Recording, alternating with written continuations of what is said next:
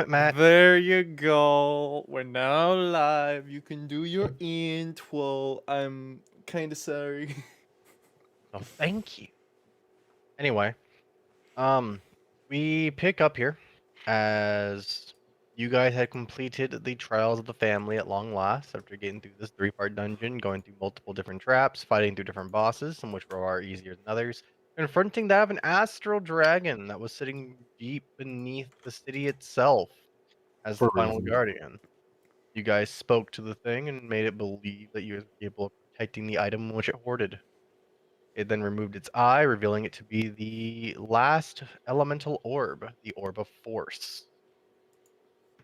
On putting it in place, the gigantic swirling death ball of chaotic magic compressed itself into a little, what looks to be an exploding supernova, compressed into that of a sized tiny object. We called him Soul Yes, after our son. well, after you'd combined it with the stabilizer and the ball actually became alive, yes, you guys named it Soul, as it seemed to have its own personality, its own way of regarding things. With it now It's in a tow, nuclear puppy. A kind of. nuclear puppy. That's not a bad way of describing him. It's really not. It's a very accurate way of describing it, actually. You guys then made your escape out, leaving through, were confronted by the flesh warp that you guys have been avoiding for so long. Upon confrontation, the thing let out a screech, resulting in some hefty wisdom drain, which Soul didn't seem to enjoy very much, as Soul ended up firing a beam at this thing, carving out a solid 91 damage to it, and also removing a hole through the sewers, like a straight hole. At that point, Rook decided to do his best to keep Soul happy. My favorite Trent part was got that in her still eye. wouldn't have killed Titania. It would have grazed her pretty heavily. Yes, but it would not have killed her. He rolled low. Anyway, not important. I'm one up. Yes, so you guys have to experience what Soul is actually capable of. You guys then went up top side, and the first thing you went is to the nearest church to get yourselves put back together. Which is fine. Priorities and all. Returning back to the Church of the Sister, you guys were greeted with the stained glass window that you guys shot, the day or so before, has now been, replaced with a giant plank of wood. Covered. As that thing's been shattered to pieces. And you guys were able to get repaired or healed there. Found out Soul has a bit of an affinity for Rebecca, which is one of the paladins of the church, as it drifted and floated around her body quite enthusiastically. It also deleted a bit of her hair. Whoops. She didn't realize, so no problem. Well, I mean, she kind of did. She threw her hair back to prevent it from doing it again, but yeah. Anyway, you guys got healed up for a modest fee. All of your stat damage should have been recovered by now, as well as any physical damage. I do believe that's where we halted, was at this place. Is was leaving it. I think so. Mm-hmm. I miss anything? Rook wanted to talk to the guard captain. Right. You guys met the guard captain, who was currently helping direct some of the more rowdy crowds outside. And she went by the name of Eleanor. Mm-hmm. Quite a cold-looking guard captain. So she handles things, does have quite a lot of respect of her townsfolk. Also, I do believe you actually asked about becoming a temporary member for a job, and you were given the thing saying that you can just do it through the Champions Guild. The good old Champions Guild, that thing we were definitely a part of. Yeah, you can sign up for it. Well, we are actually a part of it. That was sarcasm, but also kind of unnecessary sarcasm, I guess. Good point.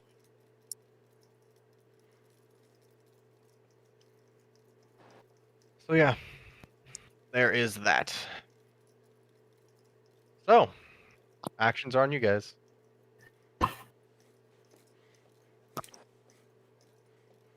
Rook is going to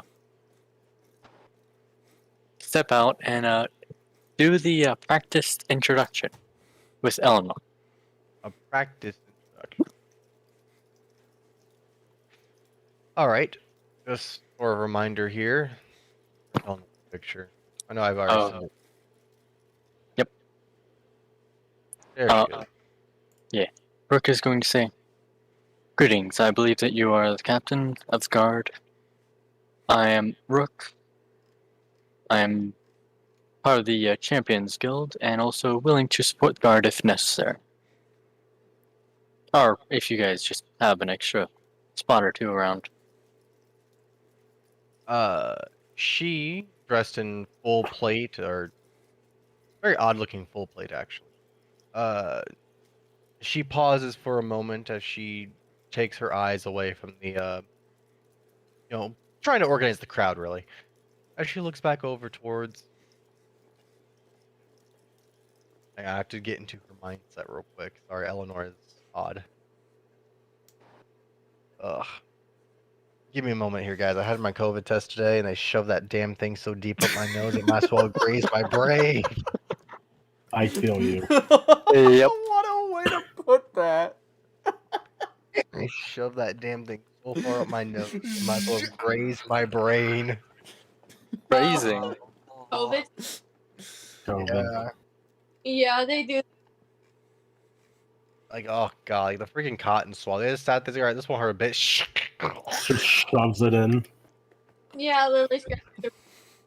Scrapes the bottom of my fucking frontal lobe here. Alright.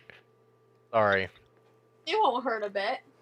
Yeah, that's not uncomfortable or invasive at all. Nope. Probably won't give you a nosebleed. Certainly won't cause you to feel it for hours afterwards.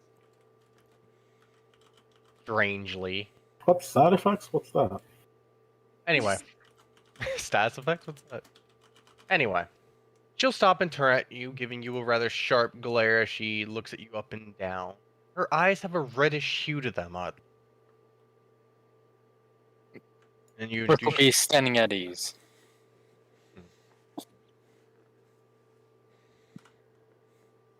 She will mention how she has. She will ask that you do forgive her, as she has little time here to dedicate to such a matter. If there is a request from the guards or any additional assistance, it will be submitted to the Champions Guild.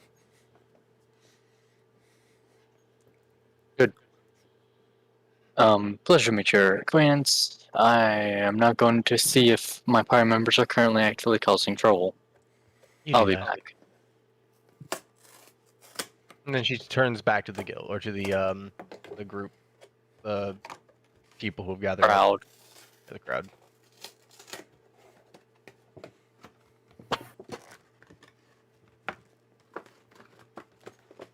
Okay, back to what we were doing prior. Curing our hilarious damage, Too much fucking damage in too short of a as time. Aaron advised you. We all done here?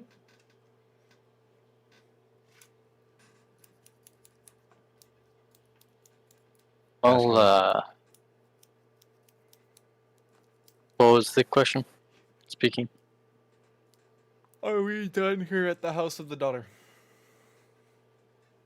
I do believe the answer to that is yes. Well, my flesh doesn't have holes in it at the moment, so yeah. I can think clearly, or that might be a side effect. Well then, Aaron will at least look to the rest of the party and ask if they want to.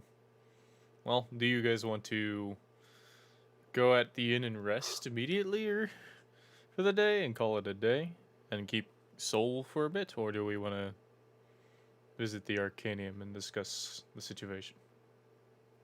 I kind of feel like we should talk things out so we don't have to worry about it. Yeah, but let's make sure that our characters know what's going on. Very well. Let's go then. Wait, we're actually taking him to the tavern? No, No, to the Arcanium. to the Arcanium. Yes, that makes much more sense. Alrighty then. So, off to the Arcanium.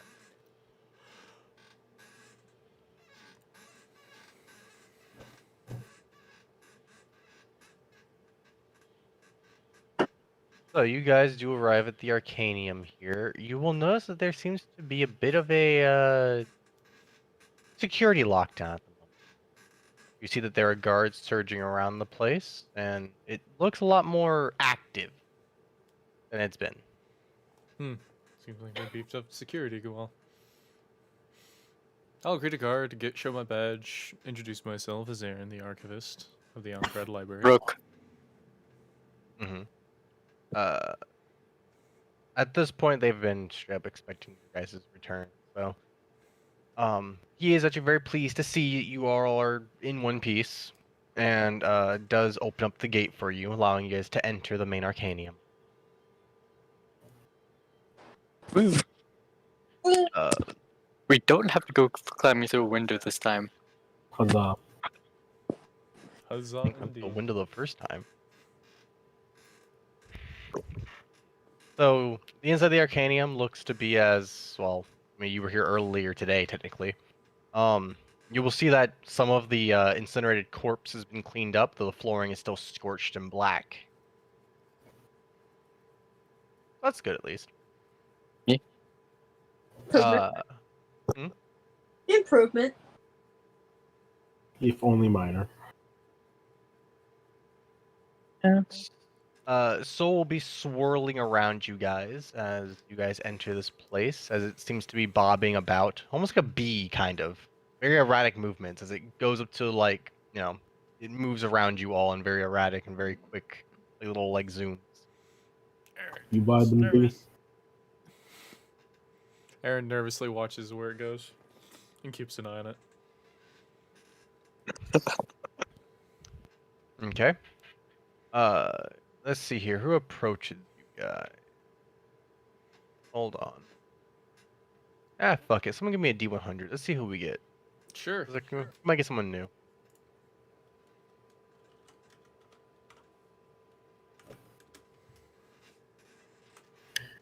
Right in the middle. Around in the middle.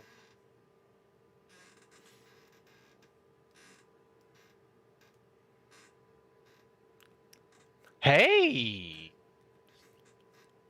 Okay. That's interesting. Good roll there, Matt. Thank you. Alright. So as you guys come on in and, Soul is zooming around, Goss is outside, I'm assuming. Yep. You guys, will see quite an odd sort of, individual go passing through. It is an older woman, looking to be middle-aged, probably human. Strangest thing about her, however, is that she appears to be wearing a suit. You think of it as full plate for a moment, only it's covered in various tubes, nodules, and bits of glass. Also, it's instead of it being composed of regular steel or iron, is composed of bronze and copper. Does it look like the alchemical construct we fought earlier? It does. It has a striking resemblance to some of the constructs from down below. Can I do a knowledge engineering on that thing? Sure. Hit it up. Cool.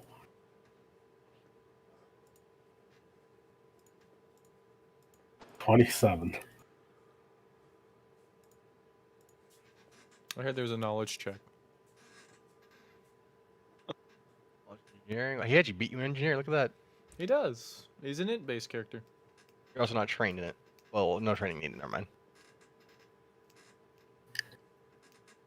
So, from what you see of it, it kind of reminds you of steampunk a bit. It's a little bit more primitive than full on, but the suit itself seems to be a mechanical marvel. It's not massive or anything, but it's quite jarring compared to the other armors that you've seen that are more commonly worn by guards, and especially from a place of magic like this, it seems to stick out quite heavily. As the woman Steampunk design. As the woman goes by you all, you will see her attention snap as her eyes come across Soul. And you will see her blink with a bit of interest. Heavy footsteps do follow as she approaches you all, and shall introduce herself as Rosie.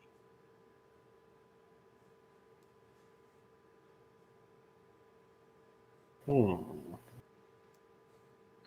Greetings, Rosie. We seek audience with the Egan. What's his name again? The deacon? Who? You mean Horns. Orgast? Urgast, yes. Drax. We seek audience with Drax. Drax. Oh, that old sourpuss, huh?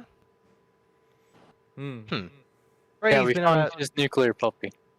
Brady's been rather. Wait, you found what now? Rook is chuckling to himself. No, they don't know what that word means. As she looks away from you all, and actually goes over to again to Soul. As she sees a little thing twirling about. I wouldn't Never touch that. quite wouldn't touch it. Nope. I can tell from here she sniffs the air. Reeks of magic. Woohoo! Let's see how strong though. And you see her take her Oh. goggles as she flicks them down, and you see her adjust them. And you will see one goggle crack. And she stops and she lifts it back up. It's like, ah, I see. Except I Yeah. don't. I would not touch Except I that. don't. I understand the feeling. Yeah, I'm gonna wait for my eyes to reset again. Mind telling me what exactly this interesting little thing is? Classified. Classified. Oh, I do love classified things. Yeah, it's like your armor. This? And she bangs hard on her chest. You hear a solid clunk clunk. Be I own. careful. Might dislodge something. I doubt that. It's my own creation, my own build. Pretty strong itself. As you see her loosening it up a bit. So it's about to fall apart then. Possibly. I have no idea. Well, that's what makes it fun. As long as you're having fun. Hmm. Indeed. Anyway, sorry. I'm got a bit ahead of myself.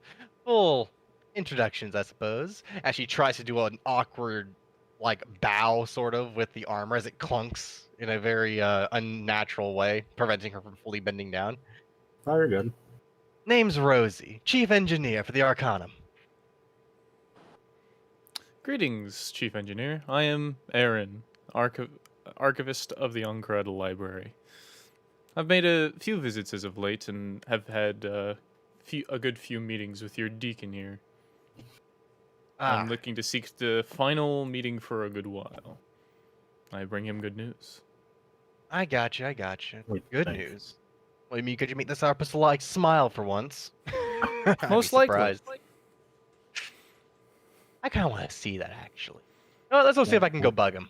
Come on. And you see her beckon you all as she turns, and with a very like good smirk along her face, begins going through the hallways of the busier Right, can we common. kick down his front door? Does she I really leak wanna take down the front door. liquids at all? No, she's Good, because I was going to prestigitate anything that she... Can I, this is gonna sound weird, Alan. Mhm. Can I do like a knowledge engineering check on why she's wearing that armor? You know what? Sure. Let's see if you can get. Oh, I rolled low. You're not 100% why, though something is striking you as odd about the armor. Hmm. With all the mechanical pieces and all the parts it's composed of, that armor should be incredibly heavy. And she doesn't exactly look like the youngest person. Yet she seems to be walking around in it like it's nothing. Probably using like servos to actually enhance her strength while she wears it, so that she can actually, bother to keep the weight on it. The answer is exoskeleton. That's basically what I said. I'm just Well, it's trying to not play character. exoskeletons aren't... Well, anyways. Sorry, that's my major. Sorry, I'll shut up. Yes, I know. Your nerds are, your nerdy sides are Your bleeding. nerd's showing. Well, oh, man. Or Anyways. maybe she has the strength to lift it. That is also valid. She could just be stronger than we think. I mean, that's look at Satania. She doesn't she doesn't quite look like an old lady necessarily. She looks like probably a little bit over middle aged. You can tell she had her hair is white. She's getting some wrinkles, but yet she still carries herself rather spryly, especially in such a hefty looking suit. But But yeah, she will, with heavy footsteps, she leads you guys through the various halls of the Arcanum.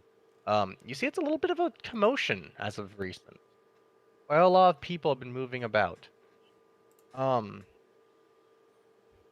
Soul sort of like hovers above you guys as it beams over from person to person, as if like almost like it's like an eye looking at things. Kind of like it's. Ooh, look at this. Ooh, look at this. Ooh, look at this. Ooh, look at this. I feel like that's just what Soul's doing. Kinda. You'll see Rosie look back at it every so often with a smirk along her face. That's a lively little fella, isn't it? Got an inquisitive mind. Ooh, I do enjoy that. As I More than said, I probably puppy. should. I don't think puppy's really a good word for it, but something definitely creative. Curious. I love it. Come on, see where the fucker is. And she leads you guys through the halls. At one point, she will actually run into Estella, who is busily hurrying along with various papers in her arm. The two exchange a quick meeting with one another. With Rosie, Estella, sweetheart. Hey, you seen Aragas around? And Estrella stops as she goes to look over Rosie and goes, I think he's still working with the odd fellow who was dropped off earlier. And then she looks up at you all, and then she Hello, sees, sir. you'll see her look upon you all. It's like, oh, you guys are back again. Or the odd fellow. Oh, then.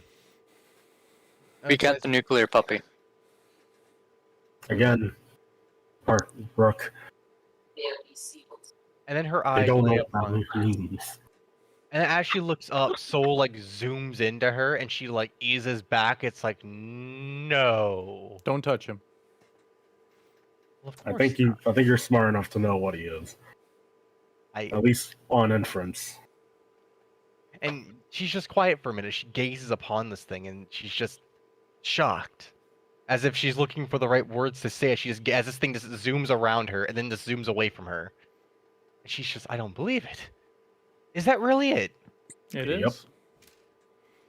Can we see You got- Strix? Nuclear puppy. Yeah. Hey, sorry, we're busy today. It's Oh. look, the drow became a problem, and then there was the guy you brought back. Which one was that again? How did Giuseppe. Giuseppe cause Oh. a problem this time? Can't He remember why. was Gotcha. not necessarily causing a problem, really. He's actually almost charming, in in his own way. He's more mannered than the others, as she recalls that there were the other Hasbergs also remaining Yes. here. Yeah. He's easier to speak to. It's just his way of thinking is very odd.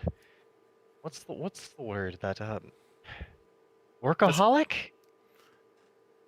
Yeah, that would be Those him. are the last kind of words I would expect from people of this organization. I mean, we do enjoy our days off, but the gentleman who you dropped off becomes agitated if he sits still for too long. It's odd. Not to mention he's not I think he might be lacking a little bit mentally. So speaking with him and trying to get information out of him is hard. At least he's more talkative than the other ones, at least. I can, Argas. I can relate. Of course you can. Urgas has been trying to speak with him and work with him, but I think even Urgas's patience are running thin. And then there's the drow. That was a mess. Oh, how is Swamp Face doing? Still in custody, I think. He's already made 3 escape attempts. That means I get to punch him. At least 3 times. The Hmm. weirdest thing is we're trying to figure out how he's still casting spells while his hands are bound and mouth is shut. More on that later. They're probably Wait. solid abilities. Wait, is there a way for someone to learn how to do that without actually, Could someone say something and cast a spell? I mean, yes, if a spell doesn't require somatic components. They are rare, but they are out there. oddest Metamagics is part- the answer. And yes, of course, there is metamagics if someone is capable of affording such a thing. They are difficult to cast like that, but Maybe they're just on spells. Maybe they just know that stuff. Maybe they just spell like stuff. well, that's the thing. He's only a drow, though, as far as we can tell, though drow are known for doing unusual things. Anyway, getting ahead of myself. This, as she points to Soul that's dotting around. You guys, Correct. like, grab this thing or something? But I'm afraid it's gonna wander off. You are No, not. You cannot let touch us- it. Yeah, Ah, you've got to like You coax have and to coo it coerce over it. to you. Oh, and good luck casting a spell on this thing. It Really? spells. Hey, Soul, Again, if Paul. we're not in the hallway and actually able to discuss this, and well, sadly, he will destroy your private signal. as she was definitely not thinking about just pulling that into her private sanctum. On the plus side, though, you will never have to worry about him being scryed upon. Interesting. So just eat that. He's an anti-magic entity. Again, not in a whole. He's more like an anti-everything entity. Don't make me cast silence on you in this hallway. It won't work. But you see her rub her head. This is much of a Exactly the mess. reason why we would love to see Strax. Yes. Let's see if I can A find it. reprieve from Mr. R. Smith. I do believe Strax is still in one of the interrogations at the moment, but I think this might become more of a priority over everything else. I would definitely think so. Worst case scenario, you just let this guy into the interrogation. Actually, yes, Rook probably would absolutely love to assist Strax in covering his absence. Oh, That's Rook cool, is man. gleaming like a madman right now. Actually, Stoney, you want to help too? This seems like something your department breaking someone's legs multiple times. Tanya. I'm not. Legs. You cut out. Oh, I'm not against breaking someone's legs. Depends on whose legs I'm breaking. That shit to your drow. Oh yeah, I can break his legs. Don't worry. There you Oh, go. I get the first at 3 it. punches though. It was annoying. See, they're already Inter- excited to do it. How Will's just like going, yeah, I know my teammates. Aaron's bitterly smiling, waiting interesting. for them to do their bureaucracy things. Bureaucracy. Bureaucrat Bureauc- things. Come on, get the right people, arrange yourselves. I believe in All it. right. Well, okay, I have to go interrupt him, and then I have so much. You see, she's a little bit flustered as she's trying to focus her mind. And You like Rosie me to steps. interrupt them? Rosie steps in. Rosie says, "Look, sweetheart, I know you're busy. Everything's happening right now, and this thing probably isn't all that helping too much. I want to know what this little guy is. I love it. It's adorable. Reminds me of the little centrifuges that you make." And then Estella's just looking at her like, "Uh-huh. Oh, Here, I'll take care of Ergast for you. Go do what you need to do." She goes, "Rosie, I can't. You're not even supposed to. Don't worry about it. I got it." She starts walking off, and then beckoning you guys to follow her. well, We'll follow her. continue your Yeah. work. Estella's just sitting there in the hallway holding like a handful of papers, just, the fuck. Just tell Drax to yell at Rosie. He'll be fine, probably. And she Aaron will scurries turn off. to Saitani and Rook. Don't you? Well, no, I guess never mind. We're going there. Punching the drow, yes. Lead the way, Rosie. I got you guys. Come on. I love bugging him. As she walks her way down again with a little bit too much enthusiasm behind each step. You guys will eventually be led to some of the testing, a large testing room. It's the similar room that had one of the dream sleep killers. Nice. Several of the doors in the back have been locked and sealed. And you will see Rosie. She'll tell you guys, here, hang on, let me go see which one he's in. And she'll go to each door. She slides open a little slot in the top, peeks inside. Nope. Ugh, nope. Nope. And then she gets to the last one. She slides it open. She peeks inside. Ah. And she backs up. She rubs her hands together. Oh, gas! As she whams on the door like repeatedly, as like her gauntlets cling with an ear-piercing ring through the door, and she's just knocking repeatedly. She then backs up a bit with like a shit-eating grin across her face, and Can I knock as well? no, I got this. Trust me. No one gets under her skin like I do. And the door creaks open as you see Urgas's massive horns peek out first. And he stares daggers into Rosie and just, what do you want? And she goes, hey, your posse came back. Didn't you send out a search and rescue crew or something earlier? And he stops and he stares at her, looks back at you guys, sees Soul above you guys, like, ah. We found the nuclear puppy. Aaron gives a bit of a bow. Will has given up on trying to correct Rook. Rook and Satania have offered to possibly help you with the services that you might have to be pulled away from with this discussion. Bow discussion. To Oh. time. You see him look back for a moment into the interrogation room. As he seems to be rather precautious of things. He then quietly slips out, closes the door, ensures that it's locked. Let's give that a moment. If that's what Aw. you wish. You are the Honestly, I deacon do. here. I need a break from this gentleman. Honestly, this drow is...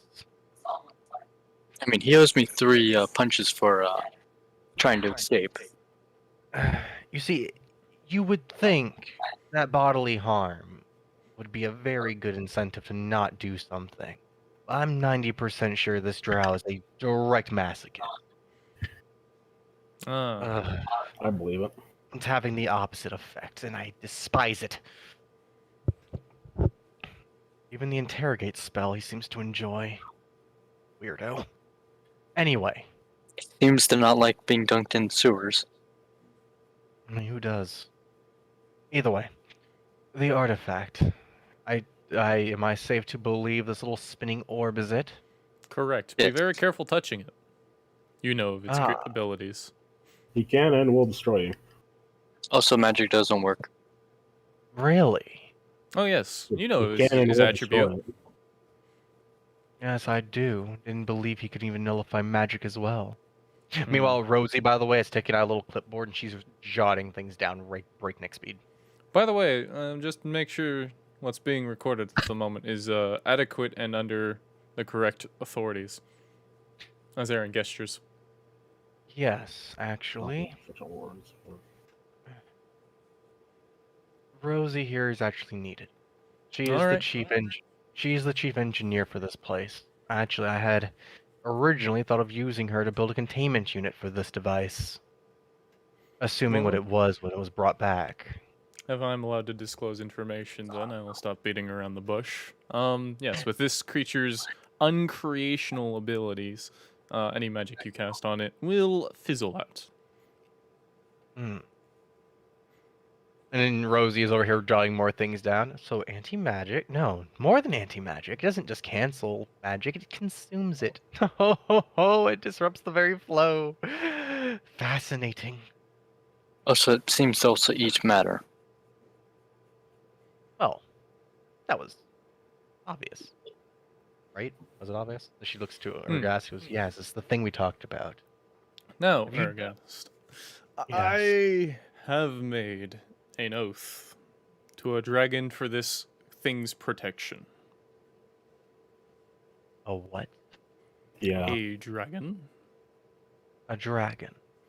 Yeah, If that you're going to was be capability. overseeing this, I want to ensure that this thing is being protected as well as a dragon would protect its horde. You put these words in a very interesting way. I put these You- words as the truth. You know me. Indeed, I do. Makes me partially confident in selecting you all. Honestly, I did not expect for such result. Part of me had felt as if I was sending you all to your deaths. Do forgive me. You had hired professionals. We do our job and we do it good. You do it surprisingly well, at least that. Indeed, you have. And out of curiosity, you will see him do Mage Hand as a little ghostly hand pops up, and it goes to like hover towards Soul. Soul turns towards it and then boops it, and the hand just shatters. Oh, hold Ah. on. I got it. It's from Portal. Anyways. Curious thing. Yes, Soul is its name. Soul, which it. Why you didn't just call it Unmaker, as is what is in the No, record? that gives too much information. Soul comes from the planet celestial body that's constantly burning in the star, at least in our planet. Yeah, it's like your the sun. It's like Ignis, quote unquote. Yes. It's ours is called Soul, also colloquially termed Sun. Yeah. You will see Rosie jotting more things down. Otherworlders, excellent. As Urgas looks over at her with a bit of annoyance. All right, that's fair enough, I suppose. Whatever it's called, it matters not. All that matters is that it's here now. I mean, what?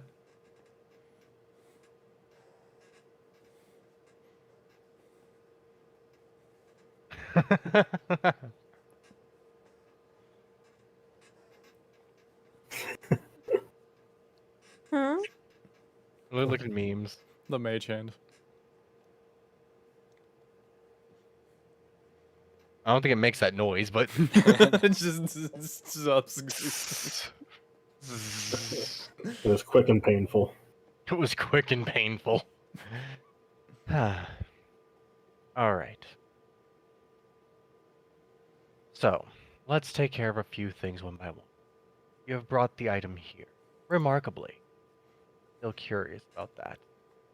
I have multiple questions for you, but I'd prefer if this thing was placed somewhere safe. Rosie, have you perfected that thing we were speaking of?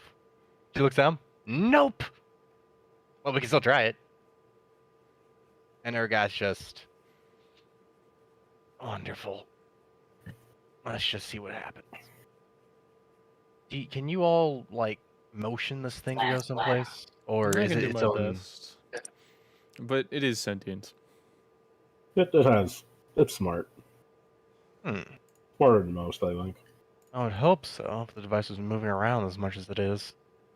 Makes me a little bit nervous having it in the Arcanum, but there's no better place to put it. Here, boy. You see it like zoom, look, zoom, looks at you, drifts towards you. So where to? As I hold up my hand for it to rest. And you will see it hover about an inch above your hand as it does.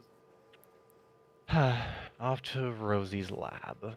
And Rosie again steps in front with like a big ass like frontward step as she has like her hands by her chest. She's just like marching along. Her guy looks like he's ready to choke something. And you guys follow her down to a little side room. This room has quite a unique feel to it as you guys look upon Rosie's lab. You see machinery, gears, parts, tubing, casted all about the room in a disordinate mess. All kinds in disarray and all sorts of just crazy looking piles and whatnot. Organized chaos. This reminds me of my dad's workshop. Reminds me of a physics lab. It'd be my lab. We in my domain now. And there ain't a thing Ergas can do about it. Ain't that right? And he looks down at her just... Of course, Rosie. Of course there's nothing I can do. Just do the thing. Alright.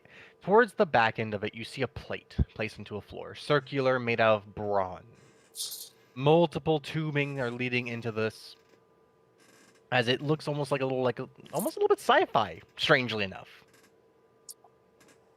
On the inside of the copper plating, you will see numerous little runes carved into it all the way around it, giving it quite the, still giving it that magical touch. It's all right. Place a little guy right there. Let's see if this thing can actually do something about it.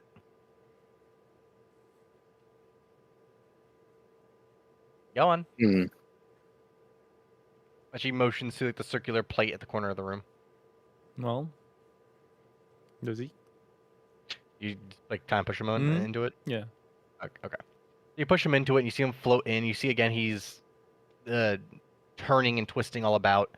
He goes, "Oh right, now we didn't really know what to expect from this thing, so we can only go off what the old records were saying, which weren't a lot to work with to begin with. It seems like the brother didn't want this thing known, but word got out. So, What do you do with nukes? so I know what that is. Whatever. Anyway, let's see here, and you see Rosie rubs her hands together. All right. And bing. As she presses her hands to the plating itself, you will see a spell is cast. You will see the runes begin to hum as the rings begin to turn and shift on the floor. They will spin. As it does, you will begin to see Soul spin as well, as he goes onto his axis. He begins to swirl about and about, and you will see bits of color begin to bleed into him. It starts reminding you of the death orb that was down in the trial room. Rook is gonna take a step behind the most solid thing in the area. You know it doesn't matter. Yeah, most certainly. Now, as it begins to spin and circumvent around, she will stand back up and back away a little bit. It's like, okay, it's holding, I think. It doesn't seem to be moving. Urgas looks at her, and he kind of like looks back at her. Are you sure? She says, I have no idea. You know we don't know what this thing is. It's an artifact. It gave me a piece of paper with some listed instructions on it. I try to meet it as best I can in a very short amount of time. You're lucky we have this far. As she says this, you guys will hear a sudden ping from Soul.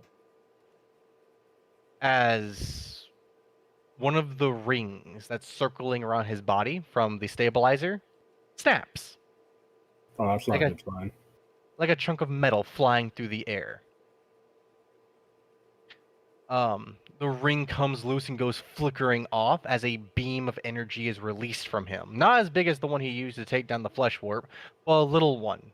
As this little laser beam cuts through the side of the wall and goes straight up, leaving a perfectly cut, severed chunk out of Rosie's lab. Urgas and her both back up a little bit, and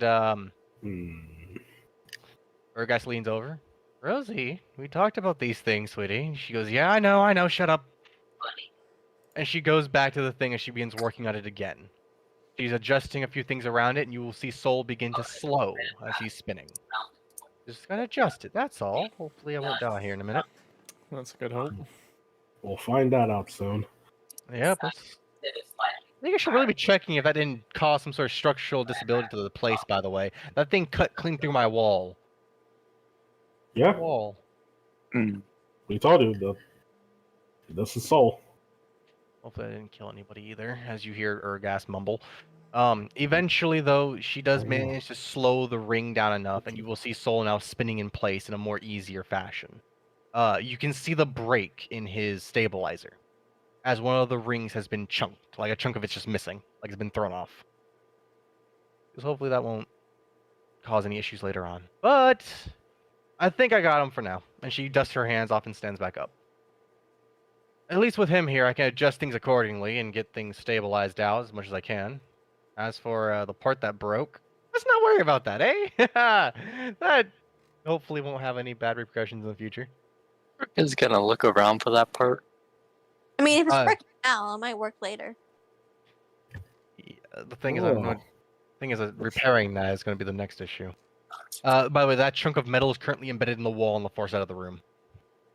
Found it. Rook is gonna walk over, take it out, and just hand it over. As she gingerly lifts it up and just, it's a clean break. I can fix this. Maybe. I have no idea. This is all just new. I love new things. Lovely things. And Urgas again, like, you can tell why he's stressed out by this woman.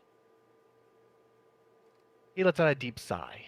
All right, Rosie, will you be able to take care of this if I step out for a minute to tend to our heroes here?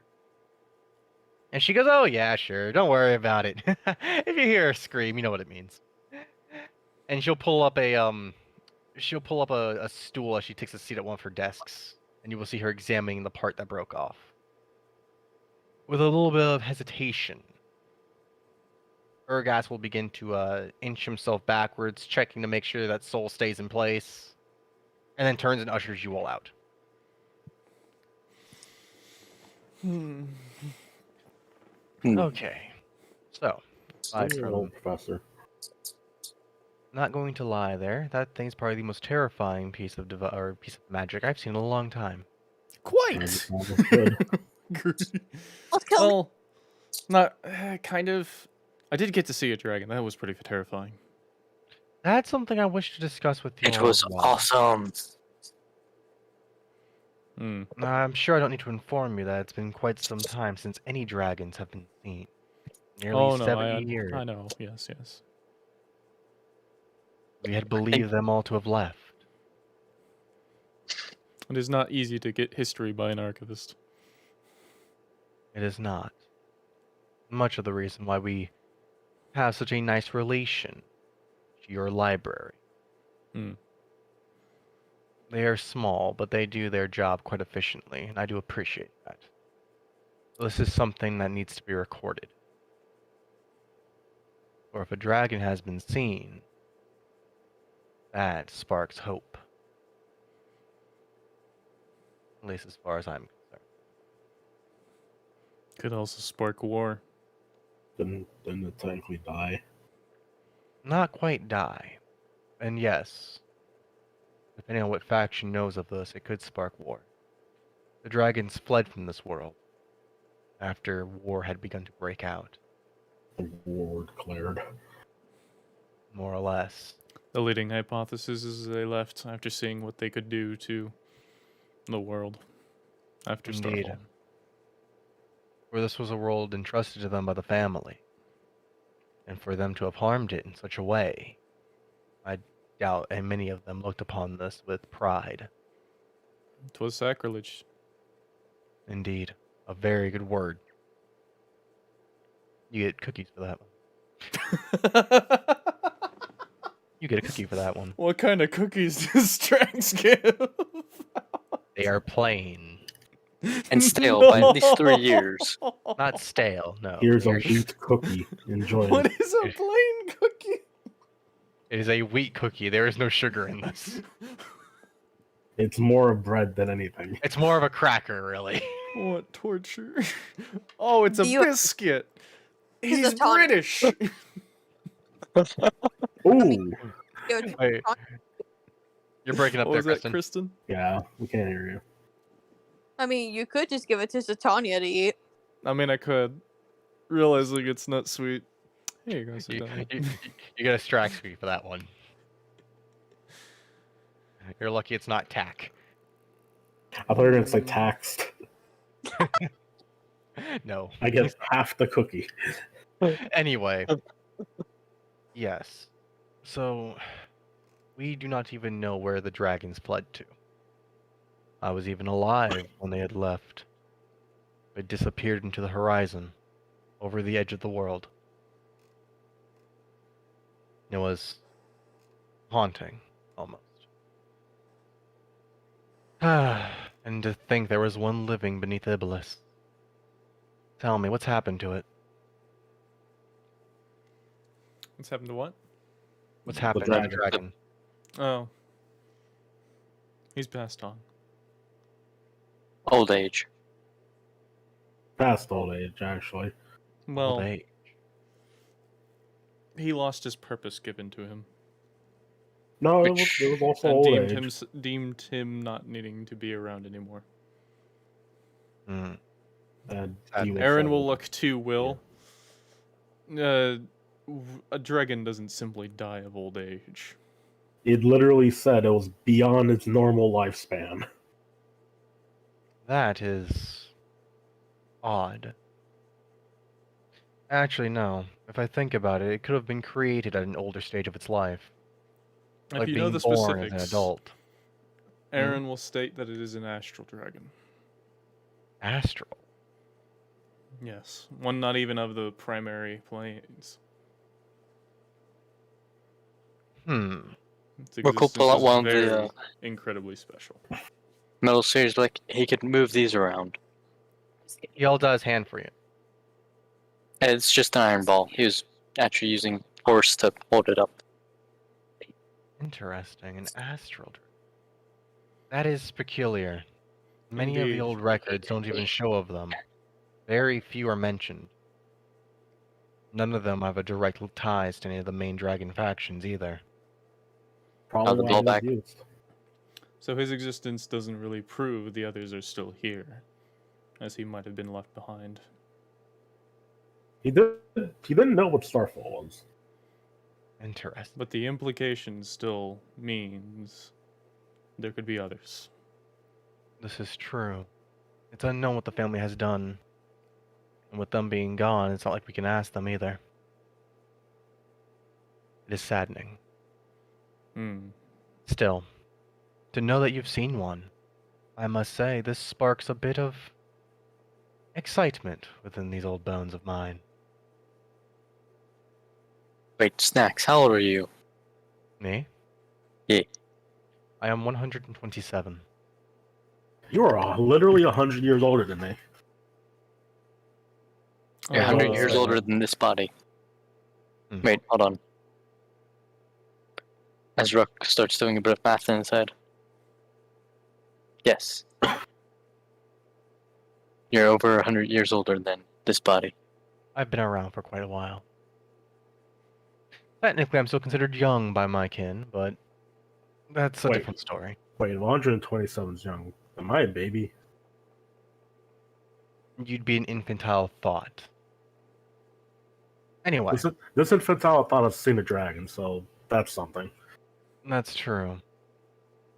Again, though, and you see him lean back against the wall as his tail slithers along the floor around him. He'll cross his arms. Astral. This tells us nothing. Without it being one of the main core dragons, we don't even know who it belonged to.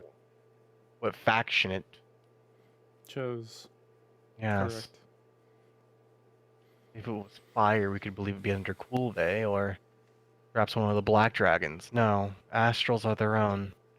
And even in the records, they're mentioned as passing comments. Correct. Very little shows of them. And for you all to have met one, Quite legendary, no doubt. yes. You're in fact the best. In fact, I can't even lie here. I'm a little bit jealous. I No, would have I paid. am quite grateful of you giving me the opportunity to see one. Rook is gonna give a smile. I wish I could have been here with you all. But I was dealing with other things. The joys of running an organization. Don't remind me. But Rook is just gonna be sitting there chuckling. So then, Once should more.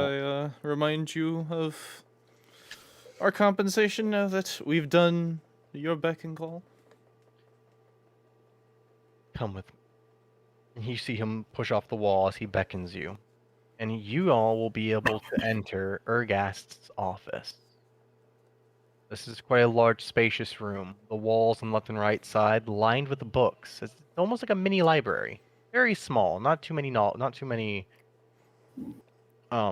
tomes here. Yet many of them are quite thick. And they line his left and right walls. You see scrolls have been placed about a bit. The room has a darkened look to it. Like it's a little lamp is the only thing keeping the place illuminated. It has a very calming sense.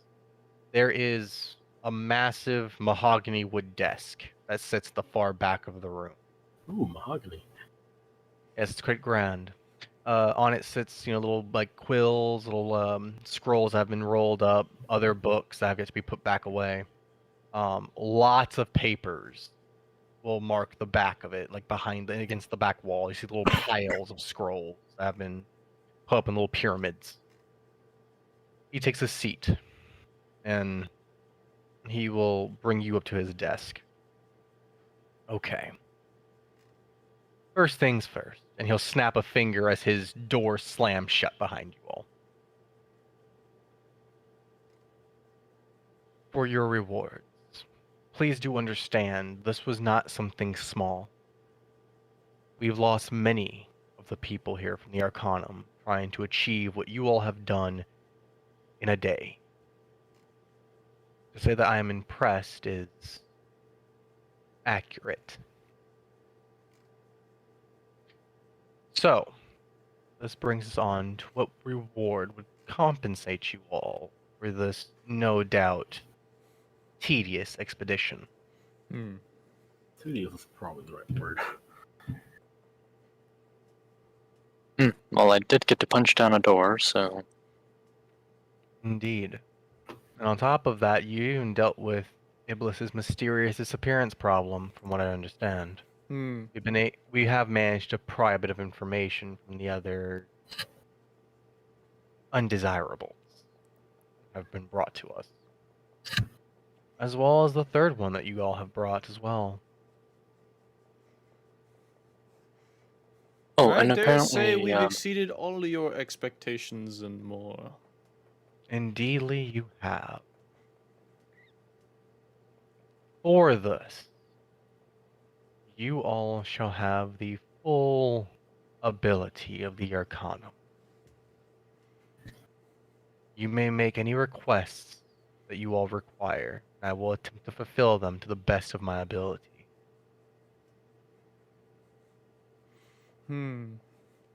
Well, Aaron looks to left. Aaron looks right. Who shall go first? I want to punch heavier. Very well. Oh, seems like Rook's first. You have Rook's desire. He'll take out a piece of parchment from the desk as he lays it down. As he takes one of the quills, gingerly dips it. Oh boy. And he'll Any sign your name specifics, first. Rook? Hmm? Yes. The more specifics specifics? you give me, the better. Gloves that make either my punches or a held weapon hit harder. Increase force distribution. We'll see what we can do. Oh, and I've been told of this robe of monk. A monk's robe. Yeah, that. Easy enough. I can have still one. don't know what it does, but it sounds good. I mean, many other monks at the Champions Guild are known for them. I can have one commissioned for you. Yeah. Alright. And he'll sign you off. Next. William, Satania, would you like to go? Did you stop yourself from saying Satnav? I heard that. Don't worry about it. You're getting better. If he did just watch like episode 1 where we all fucked up her name consistently. I did, and I was listening it with like pinpoint accuracy to take down the stuff for the for the video. Anyways, Lasagna. Lasagna. Lasagna, yep. yup, The worst interpretation yet. lasagna. Next, please. It's Okay. Titania. You should probably go. okay. What have you felt like you've been lacking? Well, she pulls out her neat double-sided scythe, and she's just, I can't use this yet, but possibly if I can get Stella to help out, I'll give 2 ion stones to help out retrain a feat. You Tanya, know. what cursed knowledge are you talking about? We'll translate this into a way that she describes it. No. At this point, I feel like Satania has cursed like meta knowledge, which is probably why she's so fucking like She's able weird. to say things plainly. Yeah. And Will's just like, what? She But said, if you want me to. Audio breakout. Say again there, Chris. she wants 2 floating rocks. Ion stones. Yes. I think I know what she wants. Definitely Estella's specialty.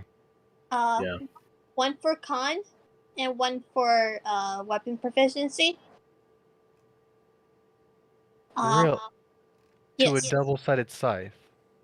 Yes, because I have to retrain something in order to use it. That's gonna be custom made. And you see him put down your name, and he jots down a few notes in regards to it. That's definitely gonna be custom made. I think I won't be the one doing it. That's Stella's department. But he'll sign you off. As for the one for a little bit healthier, we have those. That's not a problem. You wouldn't also Nah. happen to have a belt that makes her stronger, would you? Because I don't think she has one of those yet. A belt? They're Chris, simple. like, all right, I'm gonna say this out there. Kristen, do you got a belt of strength yet? Yes. All right, never mind. That's how she got it. Audio breakout. That's why she has a 21 strength. There. All Alright. And he'll sign off on you then for 2 ion stones. And as well as assistance with the retraining. He can help out with that as well. he's got people. You got people. And he can call in favors as well. He looks towards William. Next, please. Well, first off, I love the staff. I'm gonna be real with you. This Oh, name is great. you found good use out of it? There are so many times where I was able to actually hit something without having to, run through muddy water. Indeed. That Very was great. actually, I was hoping you'd find some good use for it. Was actually one of my oldest stabs I've had. One of the first ones I received. Then this might be a little arrogant. Arrogant. I think that's the proper word. But I like this. But I quite like it already. You wish to keep it. Yes. It does wound me a bit to release something as that. It has sentimental value. But I have no point in using it any longer. It merely collects dust within my room. And I guess a bit of it makes me happy to know that it's lending itself to somebody else now. You may keep it. You'll just see Will do a little yes with a little fist pump on the other hand. Hmm. And I'll go back to being stoic and just go, thank you. Also, and he'll take off like his ring and necklace and go, if I could have these enchanted, I'd appreciate it. Oh? These are heirlooms from my mom and father, mother and father. He extends a hand for them. I'll give it to him.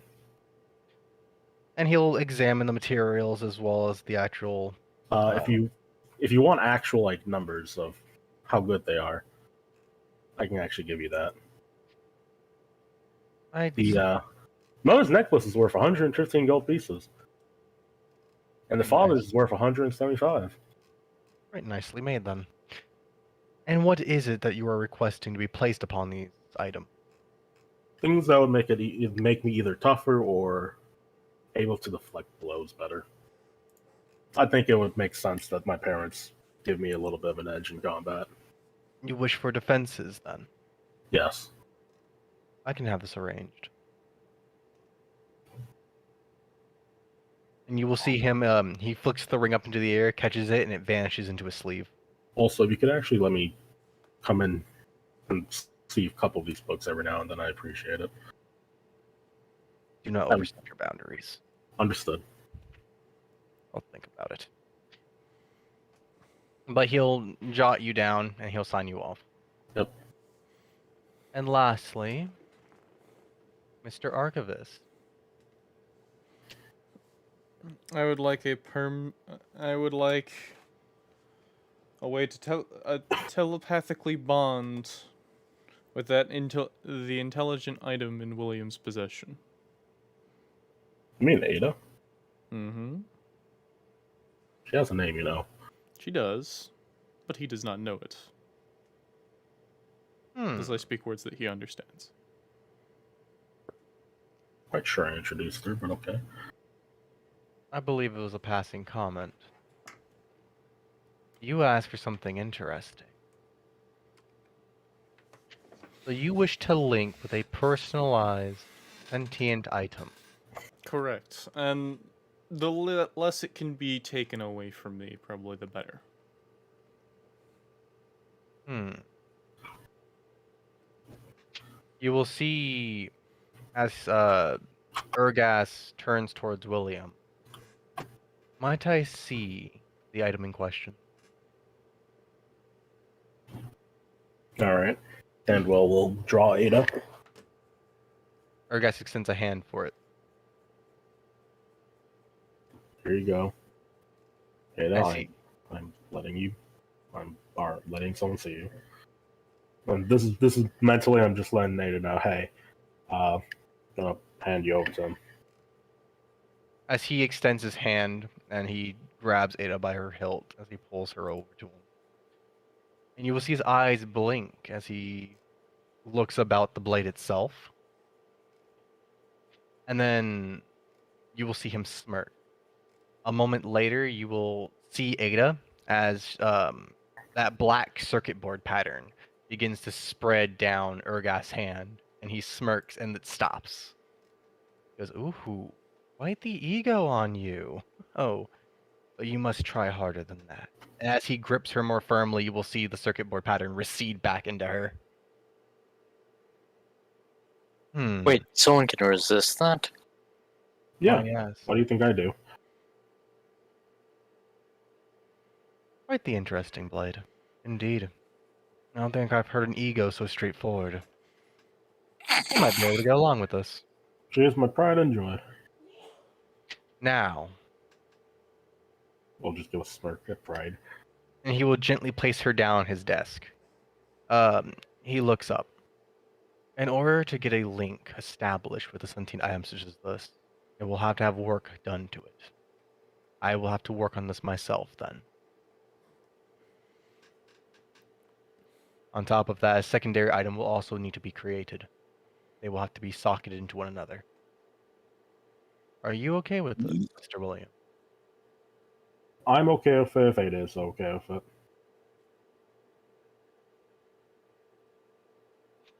She is my partner, and therefore her opinion is pretty important to me. Interesting how you take such an item into consideration. And you will see him grab her by the hilt again. As he doesn't even grab her, he just puts his like 2 fingers against her. Interesting. And you see as if he's having a mental conversation, and you see his expressions changing back and forth. Will is very familiar with this. Okay. It looks almost like he's what's the word? Not bartering. He's discussing terms. Yeah. Mm-hmm. Okay. Ada has a question. And he turns towards Aaron. For what reason do you need to be bound to this blade?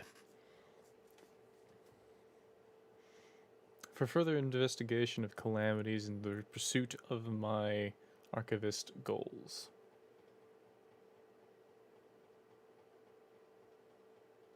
He touches Ada again, looks right down at her.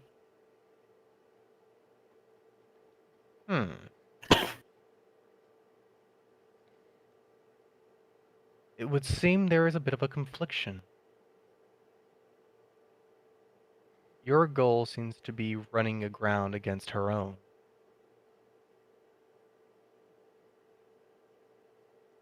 Ada's goal seems to be for the capturing and identifying of these calamities. I'm calling them anomalies. While yours is simply to catalog them for your own world. Is that right? There is a second reason. Go on. As an archivist and as a combatant archivist, knowledge of the creatures that we're fighting is quintessential for me to give my support. I am unable to do these things with things of their world. I seek this as a means of fixing that flaw.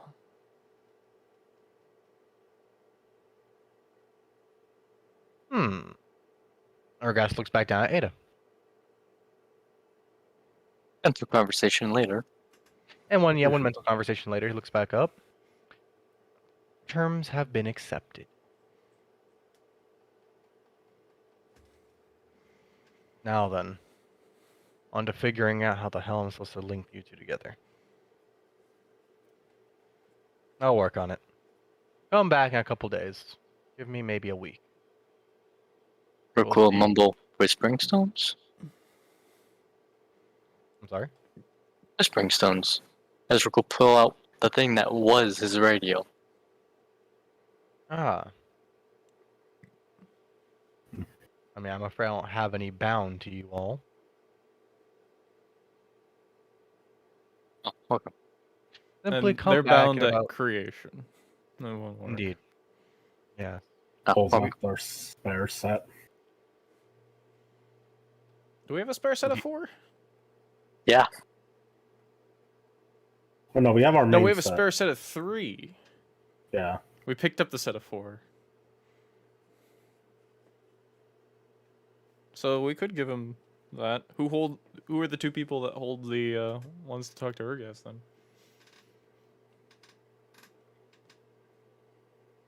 Not Rook. Not Rook. I'll hold one. Okay, Will and Aaron then. It's my blade. Unless we want to give him an aneurysm with Satania's rhythm. Bastards. The random radio calls of Sat Nav. That's like a 4 coma comic. Hey, can someone give me a cup of coffee? What the fuck is a coffee? Oh, coffee's a thing. Oh, coffee's a thing? Nice. coffee It's a beans. thing, yeah. Where Coffee the beans, heck is dude. the coffee beans in this world? They're legit a trade good. Yeah, but where are they from in this world? I don't Well, remember a that's- single hold up. biome that actually could grow them. Hold up. I have that, actually. Hang on. Hang on. I got to pull up the map. Joke's on you, it's the water elemental plane.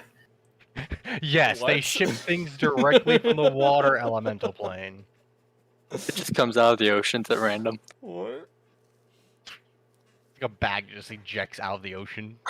I don't even think the plane walkers. Yeah, I just plane walk to go get cocoa bean. Yeah. Nothing like cocoa beans from the fucking plane of elementals. You bring it to the fire flame to roast them nicely. The fire elementals seem to chew them for fun. It's shit like this that I fucking live for. I would love a fucking like story that's just, hey, why don't we just have merchantism through all the elemental planes? Because transporting them would be an extremely costly process and highly dangerous. Not if it's all self-worth or self-made. Or self-powered, I should say. Actually, the Isle of Myers is capable of producing coffee. So Tanya's also gonna ask if you guys have espresso beans here. The fuck's an espresso?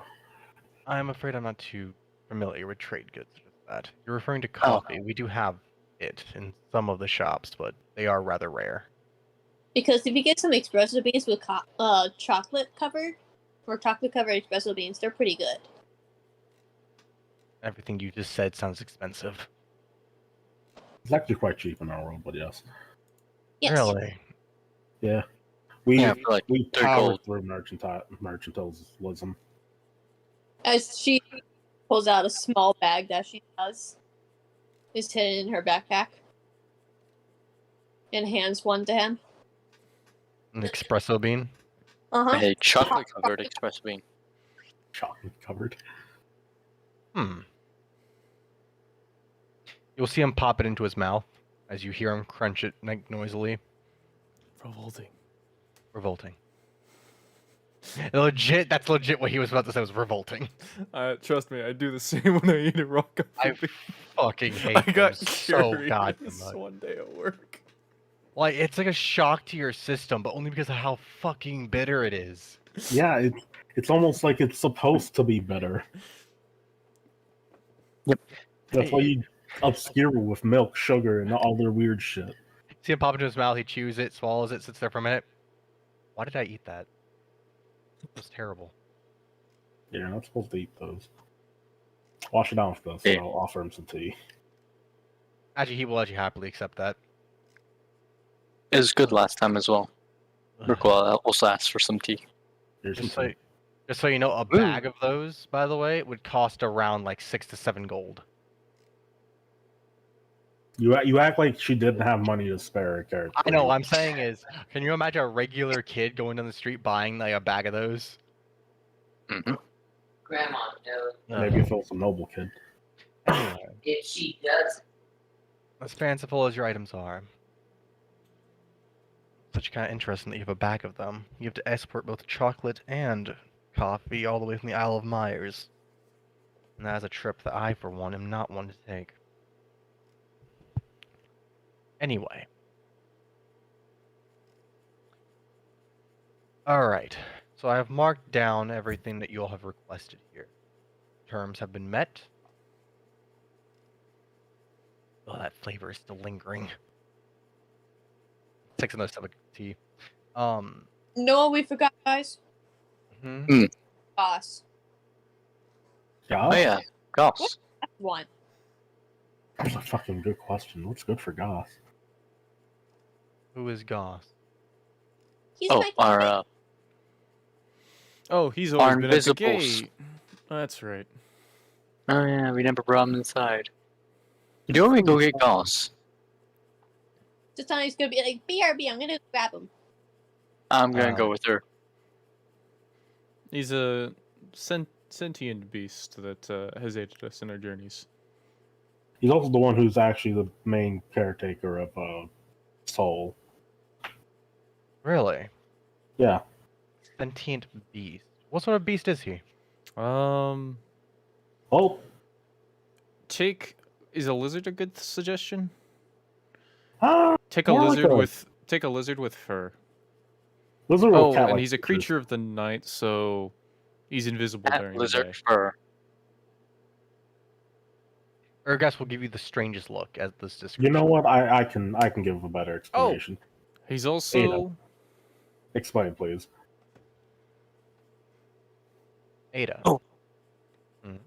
As Ada presses her hand against him, Barrett. she will describe You all know Goss information about Goss. as a thick-furred quadruped creature of moderately high intelligence, capable of speaking multiple languages, and is known for the ability to cloak itself in bright lights, as well as drain a person of all physical liquids. At that description, he will release Ada. Okay, I didn't need to know that. He's quite nice. Really? Off of the description I just heard from your companion here. Yes, I understand. But he, personality-wise, is quite nice and pretty timid. Intriguing. The bigger soul you have, the more timid he becomes. Interesting. Anyway, back outside with Titania then. You guys you and Rook can get outside pretty quickly as you just see Goss sitting at the front gate talking to a guard. Like, they're just chatting. Keep wondering if it's the same guard. It is. Perfect. It's just like, it's you again. Hey, Mr. Snacks needs Goss with us. Mr. Who? Strax. Strax. He's requesting him? Yes. And Goss looks over like, wait, I'm about to come inside. This time, yes. Okay. And Goss will follow behind you guys as you guys welcome him inside. You will get quite a few odd looks here and there from various people. As I mean, having a magical beast within the Arcanum isn't exactly anything out of the ordinary. It's just Goss's particular type is difficult to identify, prompting many of the various mages to attempt to identify what he is, only to fail. Mm-hmm. But you'll be able to walk him throughout the halls pretty easily as he very carefully bypasses people who are coming through and avoids thick crowds. It's like to bump anybody over. And then you guys can bring him all the way back to Goss's room as he wedges himself through the door. And you will see Goss sit back a bit, or not Goss, Strax sit back a bit as this large thing enters his office and just takes a seat on his floor, and he's just, I had a completely different image in my head. This is Kinda wish Goss. you He is the good Fluffy. And he is your traveling companion. Yes, Her, specifically. he's my friend. And he was also an instrument in retrieving back the Unmaker. Mm-hmm. He also give like an awkward wave. Honestly, if it wasn't for Goss, we might not know how to move him. Hmm. Interesting. Why He's does a he bit have- more clever than he looks. Why does he have a Vunith? As you see, Jeffrey is still dangling from his chest. Oh, Oh, that's yeah. Jeffrey. So your It's friend? his pet. Why does it look dry? He The drained- ability you thought you were told you didn't want to know. Ah. Disturbing. But fascinating at the same time. Just don't stare at his eyes. As Goss, or as Ergas notices the blinders he's currently wearing. Would explain that then. You can take him off whenever he wants. Is he able to see with those on? In which case Goss will physically reply with, I can see many things. And Ergas just like, It's saying Okay. it's languages. Not in the traditional sense. He can Well, see. yeah. Hmm?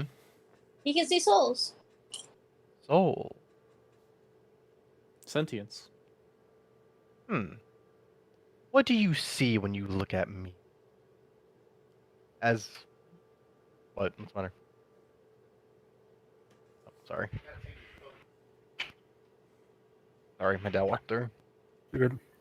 As Ergas will ask, what do you see when you look at me? And Goss will go quiet for a moment. And Goss will answer, something scary. Something stressed. And Ergas lets out a laugh. He goes, alright, that's fair enough then. This job is still killing. Anyway, This job's slowly killing me. well, if this individual was also key in assisting you retrieve the artifact, it is only fair that I offer him something as well. What would a beast like him require? So Tanya will look at Goth and be like, do you want anything special? And you see Goss, like, he's trying to take up as little room as he can as he's like hunched, as he's sitting back, and he's like sitting upwards though, so you see the full length of his back, and he's just like kind of looking around a bit. I don't know. Oh, well, Rook is gonna hold out his amulet in my fist. Could you get a better version of this for him? Amulet of Mighty Fist.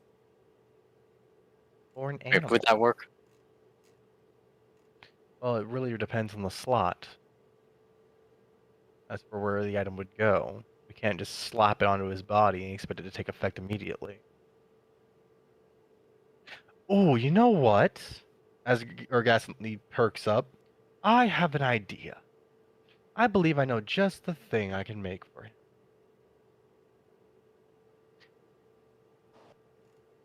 Yeah. Goss tilts his head to the side curiously as Ergas jots something else down on the paper. Okay, I'll add the fifth item then. I do believe it would be something appropriate. I hope. So then. He puts the quill back in the little inkwell. I do believe your items have been written down and recorded. I shall be working on them throughout the week. Did you guys ever give him your the Whisper Stone? Yeah. Or no? Yeah, Alright. we handed him one. I shall. The one that does not have satnav on the net. He would appreciate that greatly. He takes the stone as he puts it into his robes. I shall keep an ear out for it then. I shall inform each of you when an item has been completed. You may either choose to come pick up the individual items or pick them all up together. So, just to go over this with everybody else, out of character here. Mhm. Ergast is currently holding on to William's necklace, ring, and Ada. Mm-hmm. We've already discussed the items previously, so we have all that in mind. Is there Yes. anything here that we're missing? A sandwich. Request denied. Oh, I wanted Okay. to get the. We can get one at for the end. healing, but I can get that from someone else probably. What'd you say, Matt? We could get a sandwich at the end. Yes, you can. There's also a canteen here built into the We'll wait Cool. there. yeah, there's a little economy here, or in the economy there's like a little like, canteen for the people. It's like the campus. Probably a place. food, probably a food court, but yeah, it's like a little It's like a mini kitchen. food court. Yeah, it's a little kitchen area that you can have food here, without having to leave to go to one of the other restaurants nearby. oh, can I also punch the drow? Ah, yes, the drow. That is a good point. Look like peacekeeping. If you guys are out to do that, I'm off to the end. These last 2 days deserve a vacation. Yeah, I kind of agree with that one. Ada, I Fair. will see you in a week. Try not to be too. Difficult. Yeah. And that's Aaron the will word. wave the Whisper Stone, and give me a call if you yeah. need anything from me. Understood. I shall keep you in mind. So Well, say then, love you to Ada and leave. Ada will reply with irrelevant. But then she will say goodbye. Goodbye. For now. So there is that. So Aaron is heading back to the inn. What's Titania wanting to do? Going back to the Champions Guild. Ooh, okay. William? I'm going to the inn with Aaron. Or not Aaron. Yeah, yes, Aaron. Fuck. Hmm. I'm getting confused. And then Rook wants to go see the drow before leaving. Before going to the end, yeah. Okay. So then I'll take care of Rook real quick. As you guys make your way out, and Rook, you will see Ergas turn towards the interrogation room. Large iron locked door, still locked from the first time. You will see Ergas pry open the door, and he will please request that you don't cause any lethal damage. We're trying to interrogate him, not kill him. Rook will give a thumbs up. And as the door opens, you will see a simple like wooden table in the center of the room. In the back end of it, you will see the drow. He's been roughed up already, pretty good. Clothing's a little bit ripped. You see him head down. He still has a biggest smirk along his face as blood dribbles from his lip.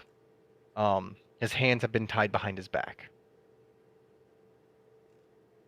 As he perks up, you will see him let out a little bit of a laugh. Well, not really like that. It's almost like it's like a quiet, it's like a silent little giggle as he sees you. Rook He doesn't is say- having like the shark style grin. Okay. He just gives you a shit-eating grin. He has his own wide grin along his face as well. Doesn't say a word though. So, as Rook will start saying in Terran, so I heard you tried to escape. First of all, wrong language. Undercommon. Undercommon, whatever. Undercommon then. You see he keeps on looking at you with that same smile. He doesn't reply though. Rook is gonna go forward and poke him in the middle of the chest. Your finger phases through his body. Illusion. As you will see Urgas' eyes like, wait, what? As Urgas like leaps through to it with more motions than you've seen him do. The ropes behind him have already been broken. They're sitting on the floor. Hmm. The illusion gives a little bit of a smirk, sticks out its tongue, and vanishes. As Okay. and you will see Urgas slowly turn as the door is creaked open. Motherfucker! As the entire Can I facility goes. Can Hmm? I charge? What? Can I charge? Sure. But charge where? Into a punch. At where the door is creaking open. No, the door has been creaked open already. Oh, it's already open. Yep. And could I go out into the door frame and use perception to try and see him, notice him? Sure, give it a try. While I roll a behind the scenes roll.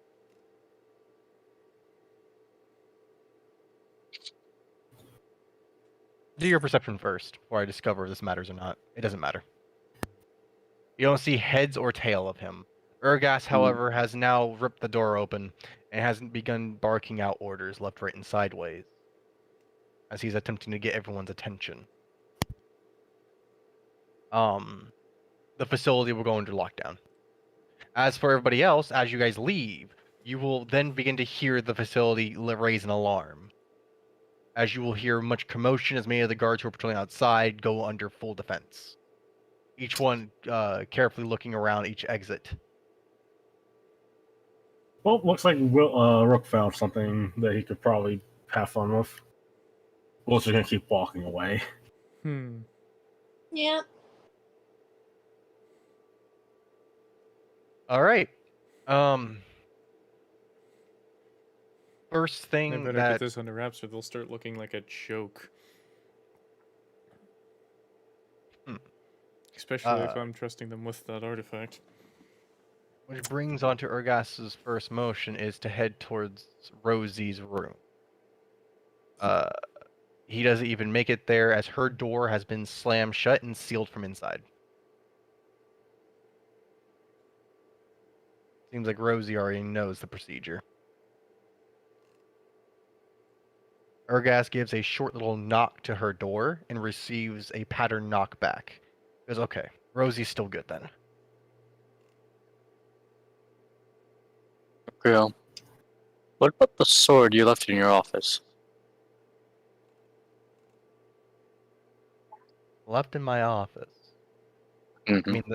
You mean this one? I see he reaches into his sleeves and pulls out the blade itself.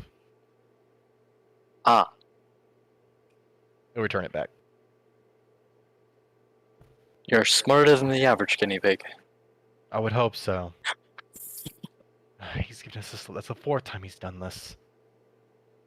Never see him cast Yes, out. it's fourth punches. Then, will you stay and assist in the search for the drow? Oh, most certainly. All right. That's what you will be doing for the ending of your afternoon. Everybody And else knows it. Rook will ask to borrow a magical item if they have it. Something that'll allow them to see invisible stuff. It's difficult to get that on short notice like this. Rosie would be the only one who'd maybe have something like that, but she's locked up in her room. She's locked down, gotcha. Yeah, she doesn't open her door. Especially with With the nuclear puppy. Yep. So, as for everybody else here, it is sinking towards the evening right now.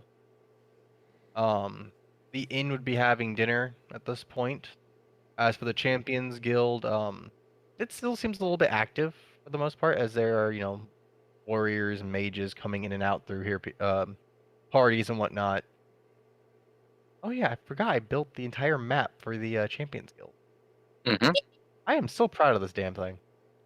And we don't use it enough. We, We don't. don't. Thank you. Oh, Uh, well.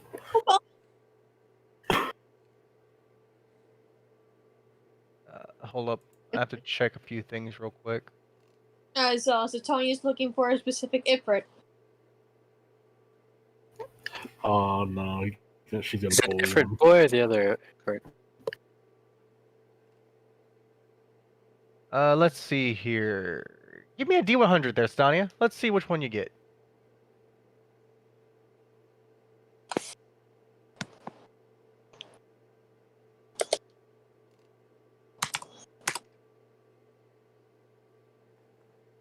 Rolling the dice. 36.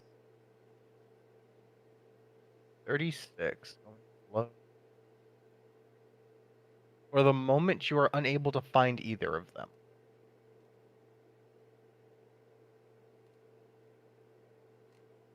As they don't seem to currently be in the inside the guild. Well, she's gonna be asking Lola if they've been around. Oh. If you're referring to, if I can remember their names here, Keegan and Karenin, they're both currently out on an assignment. Oh, okay. How long is the assignment? Don't know. They're usually quite efficient, but some assignments can take longer than others. Traveling and all that. Let me see here. And she'll take her book at her hip and she places it down. Now, we do keep a record of everyone and what mission they go on, just in case. Okay, they're dealing with one on the outskirts. It shouldn't take too long for them to return. I'm going to assume sometime tomorrow. I'll try tomorrow then. Alright. And then she's gonna go find Gen. Yin? Gen. Yeah. You know where to find them. Jin, actually. Which, Yeah. by the way, hang on, I got some other people here. Put inside. As you're going towards the... Hold on. The fucking GM layer stuff here. As you're going towards, Jin's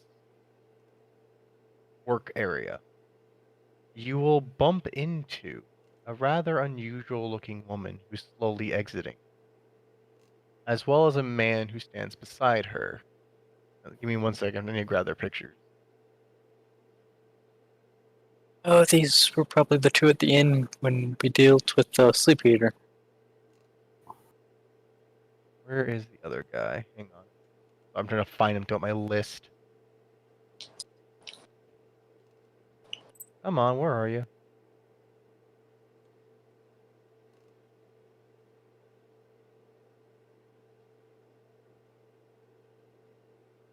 He not here? Hang on, I'm sorry, give me a second. Where the fuck is this guy?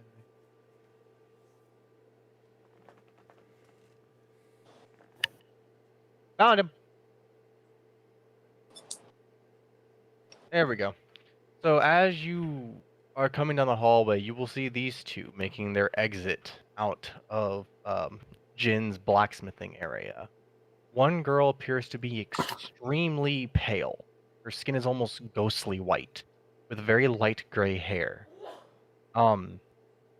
She's very light with her steps, and even her dress seems to be a little bit flowy around her.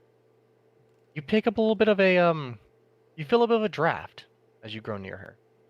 The man on the other side wears what looks to be like medium armor, and has a sturdy blade at his hip.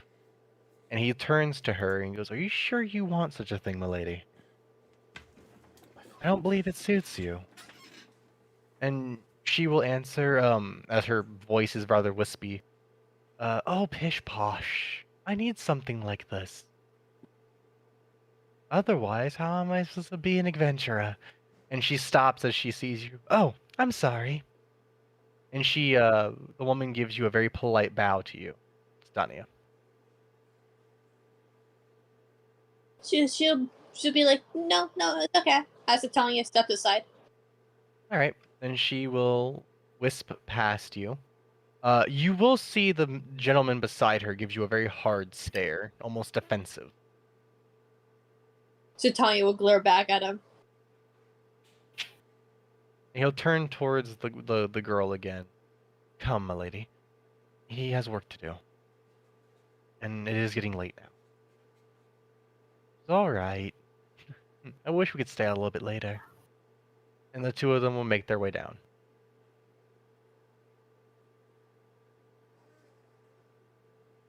So then, do you enter Jin's place? She'll give a knock first. Come on in. Who the hell is it this time around? Hey, guess who's alive, bitch? Hey!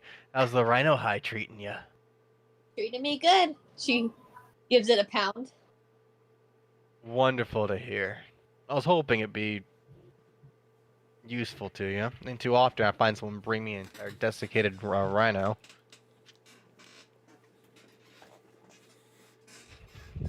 So, what can I do you for, darling? Just coming to see how you doing, bud. Really? Coming to check on little old me. Yeah. Ain't too keen on doing that, though I do appreciate the company. Quite nice of you.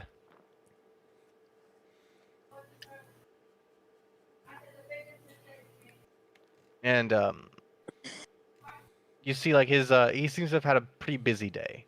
You have bits of armor, paper slips, and orders have been lined up across the wall near the forge. Bits of metal have been set aside and whatnot. You actually see him cleaning up a bit. Work day's almost over, so trying to get out of here on time for once. Tanya's gonna pipe up and be like, I know it might be like a private matters between customers, but what was that lady wanting? I just walked. Oh, the ghost girl? Yeah. Well, she ain't really a ghost, but don't let her catch me saying that. She was asking for a weapon. Wanted something. Was very enthusiastic about a great sword, but I looked at her like she was crazy. Little thing could barely pick up a work hammer. She's over here asking for one of the biggest swords I can make. Huh. Speaking of ham, or speaking of that, she'll pull out her great axe. Hey, that actually looks quite shabby. Where'd you get something like that from? Ah, I stole it from one of the henchmen down below. Henchman. We got a cult problem again? Yeah, it was a little problem down in the sewers. They were wielding these giant great axes. You hold out a hand for it. Huh? You hold out a hand for it. He hands it to him. He takes it in his hand. He weights it. You know, he flicks it up and down, spins the blade around pretty quickly. It ain't the best made. I mean, a great axe is a great axe. Still, you swing at someone's head, it comes lopping off. But, ugh, blade work looks rusty, old. If you can make it better for me.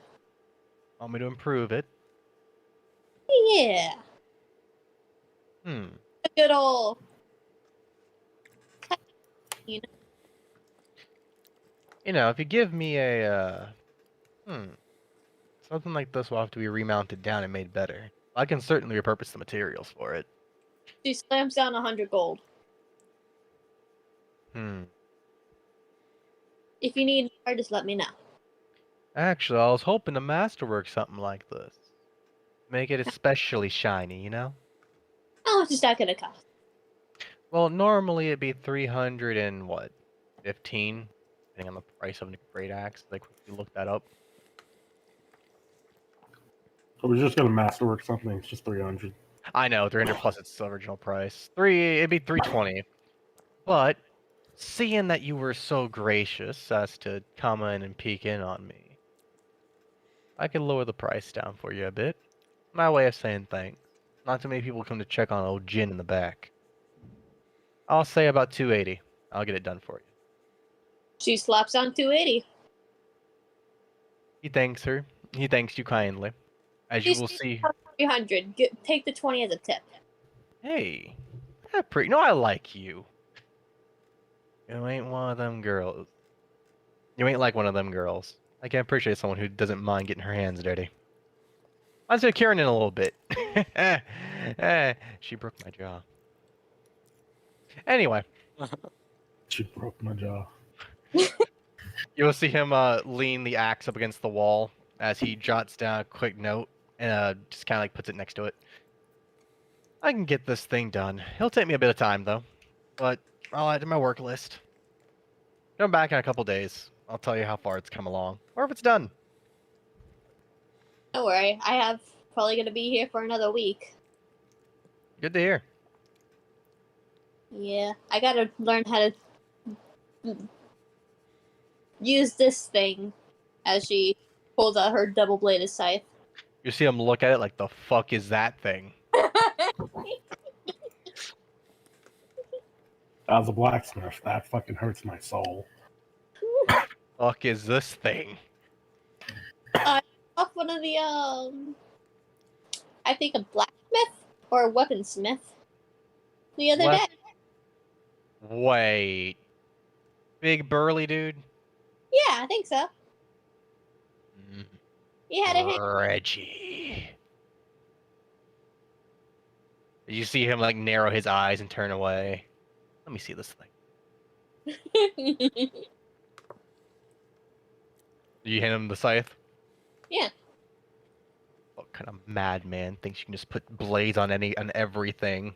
As you see him looking from one blade head to the other, and he's being very precise as he's looking from one measurement to the other, seeing to make sure that both scythe heads are actually balanced and even. Surprisingly, it ain't bad. That you managed to balance it out this time, so it's not just a giant fucking paperweight or a pendulum.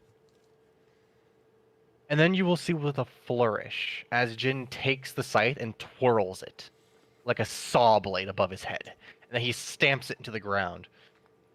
Alright. Yeah, you might have made something interesting for once. And not something that breaks when you swing it wrong. Reggie prioritizes damage above actual creation, unfortunately. The guy will make you an axe, but if you hit the axe in the wrong way, the damn thing shatters like glass. I mean, use it right, of course, and you lop somebody in two, but... I mean, weapons are meant to be used more than once, you know? Yeah. That's why I keep collecting weapons, just in case. Collecting. That Yeah. explains the axe.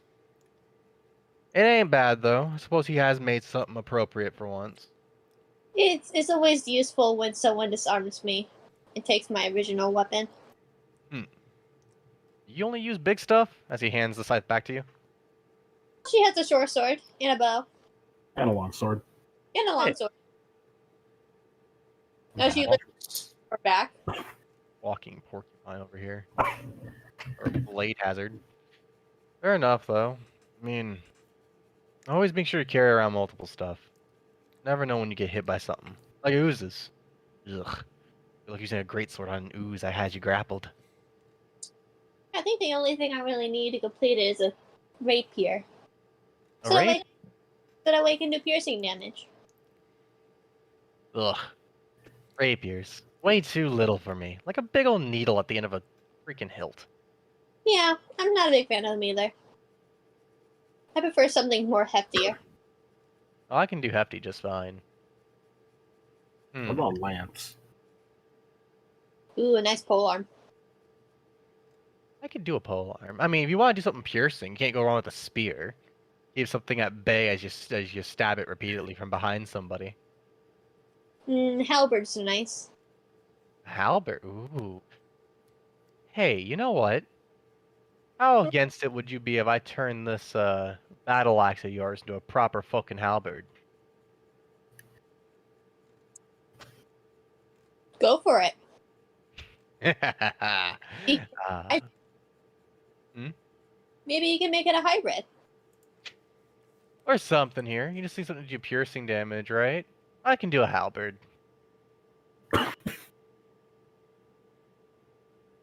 Yeah, I can definitely do a halberd. As he looks back and forth, like, yeah, I can do this. Leave it to me. I got you, sweetheart. I trust you. All right. Anything else then you need of old Jin here?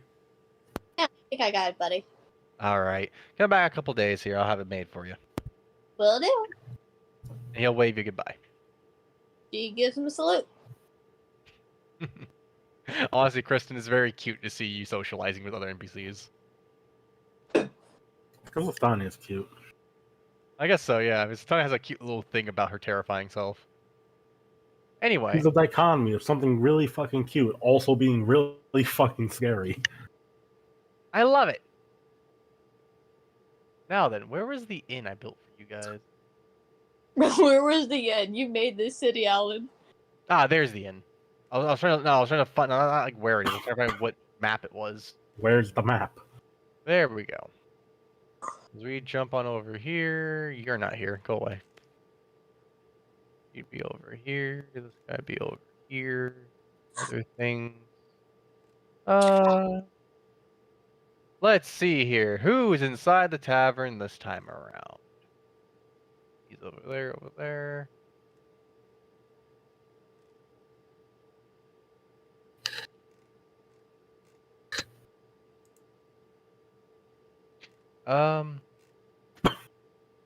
No, she wouldn't be in there. Sorry, give me 1 second here, guys, while I set this up for you. Good. Other people that we have.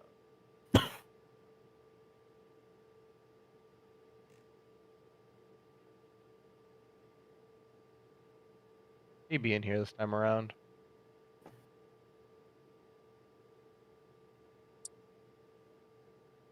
As would some other.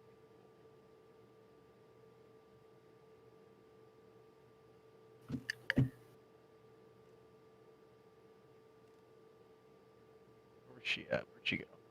There she is.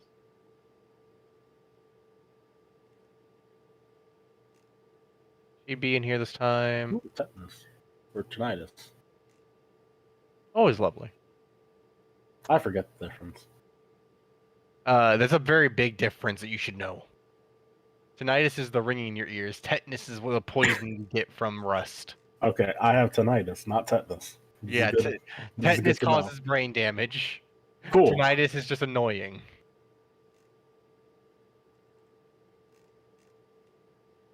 I feel like I have both. Okay. Also So on to- brain damage. On to William and Aaron. Oh, Aaron, you guys actually have one more person. Where is he? There he is.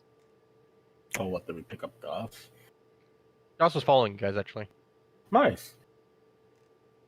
There you guys go.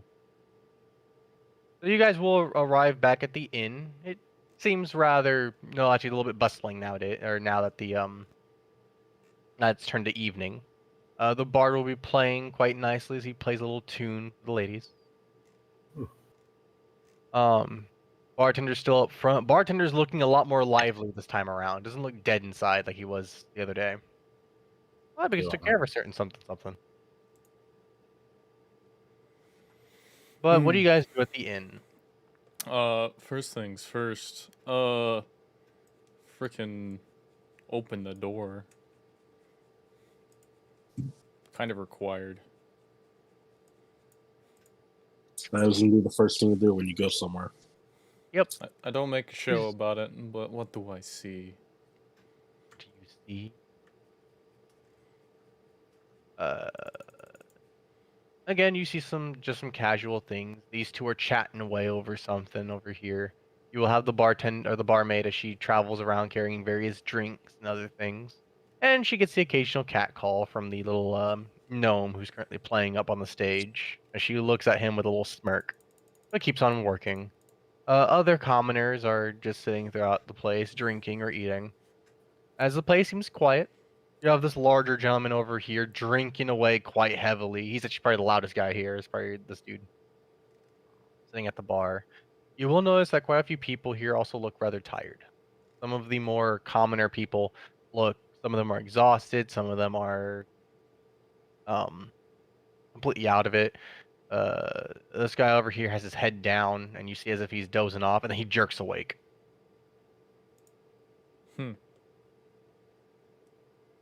The other people look a-okay. Well, Aaron will look to Will. Want to rest here or just go to our rooms? I don't mind either way. Let's grab a table then. Alright.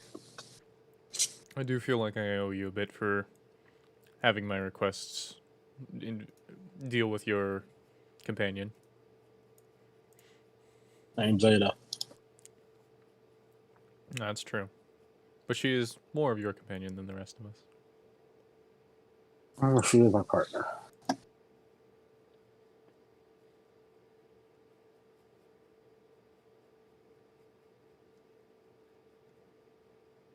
Okay. We're to move your characters as you see fit. Mhm. All right. As you take a seat, the barmaid will come over to you, gentlemen. She's quite a pretty thing. She comes sauntering over, wearing a corset, looking rather nice. Question: is there a window here? Yes. Cool. I'll open the window. Uh-oh. I just realized. What? Gosh, Anya. I mean, Goss is following around somebody. Goss will plop his head in, as he feels nice to be included. This gives a very unsettling look from the barmaid as she just stares at you all. She goes, "What can I get you? 3? Question mark? Yes. 3. Would you have any yuppie water? Oh, something light. Yeah. Please. What would you like, Will? Okay. Did I get today's dinner special or lunch special? Whatever special. Dinner special, actually. Dinner special. Sure thing. Today's dinner special will be. Hang on, I got this one.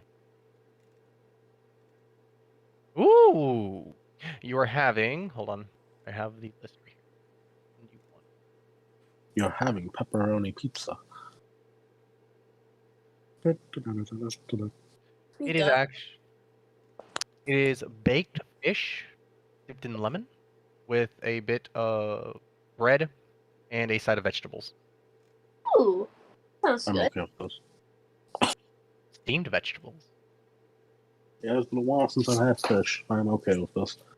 As long South, as is there anything you want? Goss will look from you guys back to her, and you see him quiet for a bit. He's trying to think of something. Then he looks down at Jeffrey, who's still tied to his chest. Oh, water. Yes, water's good. Give me an extra water then. And she writes it down. Gotcha. And she very quickly skirtles away. As she goes off to go place your orders. It has been a while since I've had fish. And like getting proper fish. Not dried. Anyway, You guys just talk away and just chill out for until your food comes. yeah. All right. Then it will be a little bit, like a couple of minutes go by, and she does return with your drinks. As she places one down for Goss. And a few more moments after that, she'll bring you your full meal. Again, it's a complete fish that's just been baked and it's just been basked in lemon and various other spices. On the side of it, you have carrots and potatoes, and then you'll have like a side of bread. Nice. Pretty good meal. And you'll see Goss as he takes his little cup and then looks at Jeffrey. It's like, all right, Jeffrey, time to drink, and then dunks Jeffrey's face into the water. Jeffrey just like, thank God, liquid. Actually, more like Jeffrey begins to flail. You see like bubbles coming out of the water. He's joking. And then he's like, oh no, I'm drowning. And then he like pulls his face out, and then you see Jeffrey. Oh. There you go, Jeffrey. Back into the cup you go. And shoves his face back into the cup. Oh my gosh, this is torture.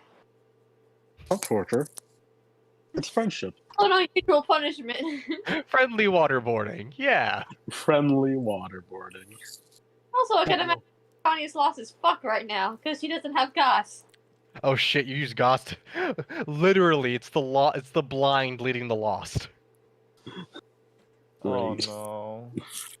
It's fine. I'm sure Satania will find her way back here eventually. In I think time. that she knows it's to the asylum, It's true. so she could probably go find Rook. Yeah, and then Rook can lead her back She's like a eventually. child at this point. Lost little girl. Basically. Poor thing. She just Um, walked the guild and just like, fuck. Can I put up a request to go to the inn? Request to get me to the inn. Lola's just like, you can just go into the upper or like the red blue district. It's near the west gate. Satania will just okay, Like- and then be gone for 2 hours and come back and be like, Just I go would like towards- to put that as a request, please. The sad thing is, Iblis is set up to be very easy to navigate because it's color coded. Just go to the giant blue pillars over there, the blue towers. It's blue district. And yet we still get turned around. 2 hours later, she comes back yet again, and then Lola just goes, "Okay, well, I'll put that as a request." That's And then the level 1 party goes, "We have a quest that doesn't involve killing us. I think." leading the girl who can kill you to the inn. Did she at least use the Whisper Stones to ask for directions? Is that now? Remember though, Whisper Sun's at a good I will time. be, I will be I mean, honest. we Chief, just I talked didn't about remember. that. Sad thing. Wow. Okay. We just talked about. I did not remember the Whisper Stones. 9. 9.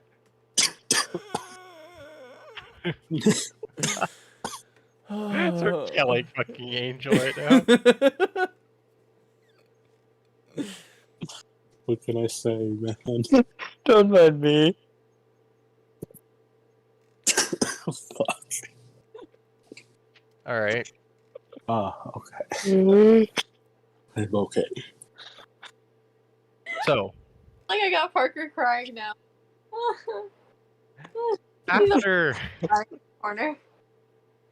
a couple of minutes, these two will actually enter the inn as you guys are sitting down eating. As these two will come in and will take a seat. Nope. There we go. I feel real naked without my fucking weapon. If I Hmm.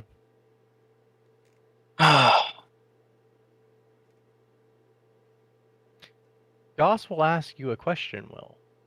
Hmm? What is Ada like? She's blunt, to the point.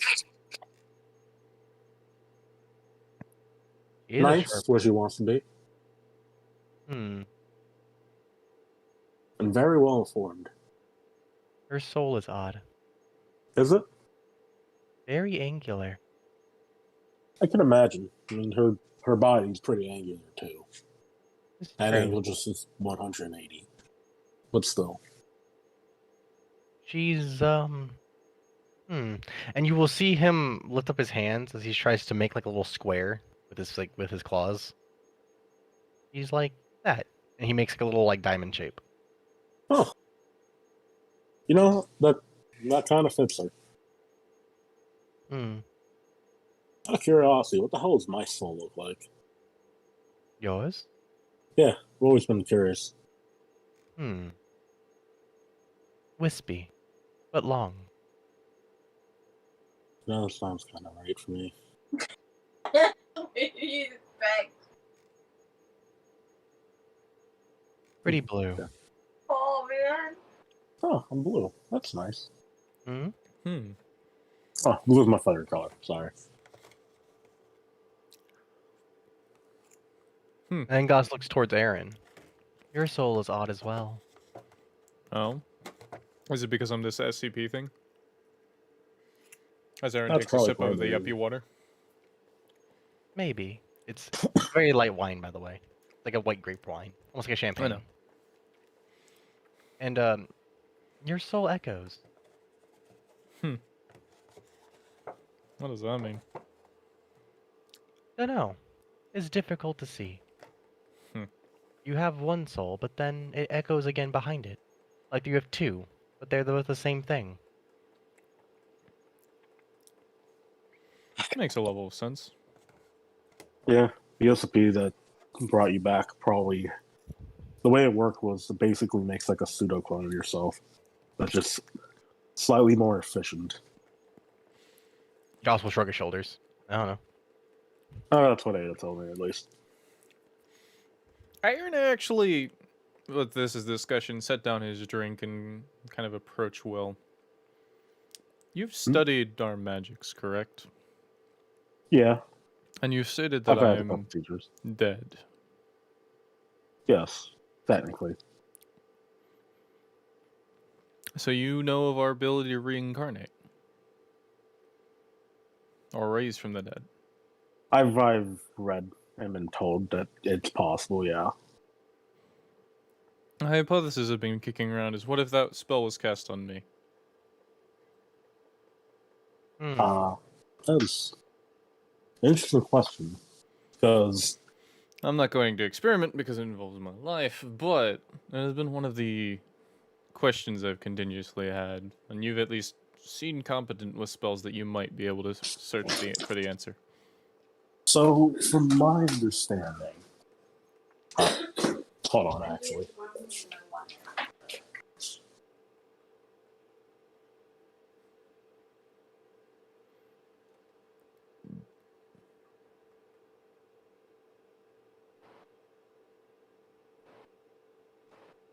Bill, Dinard, you did it. Give him a minute. He went off somewhere. Oh, okay. So on a side note, I can almost taste things again. Cool. Almost. I can taste spicy things. That's enough to make me happy. Nice.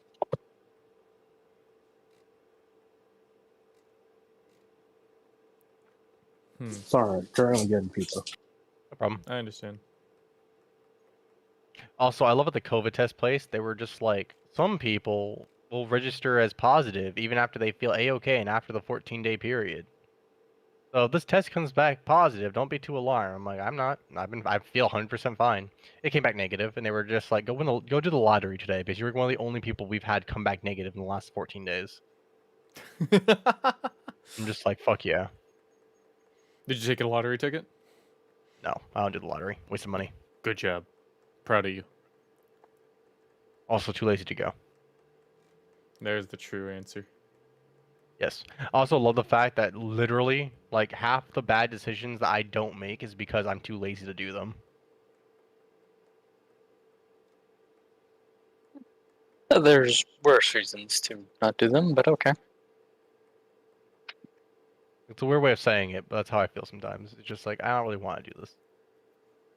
Mainly because I have to go out and do it. I feel like it. I don't feel like it. All right. So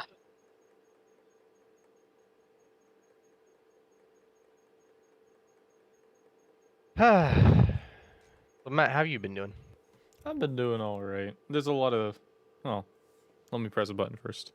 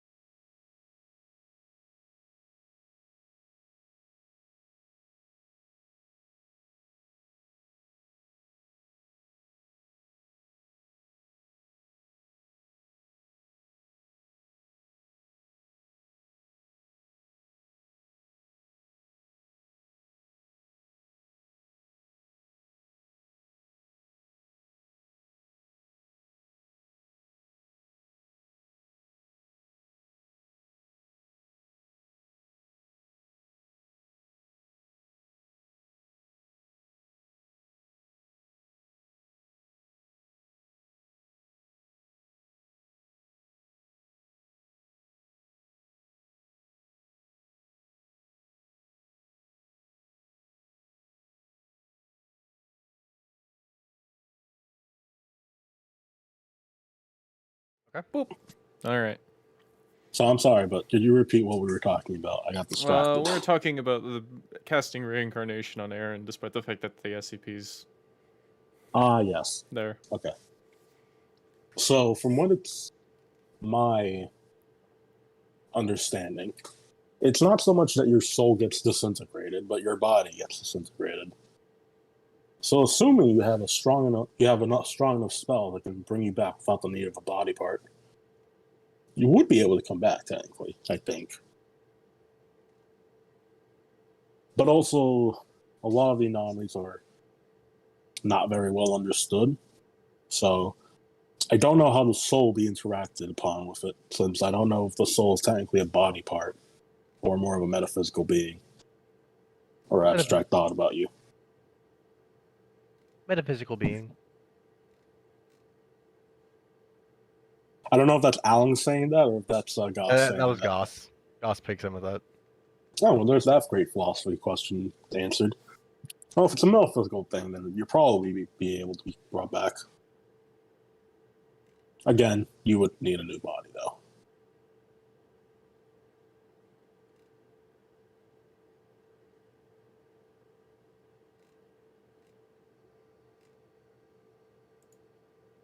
Hope that helped. It's just a hypothesis. I probably won't do the experiment though. I don't blame you. Heavy cost.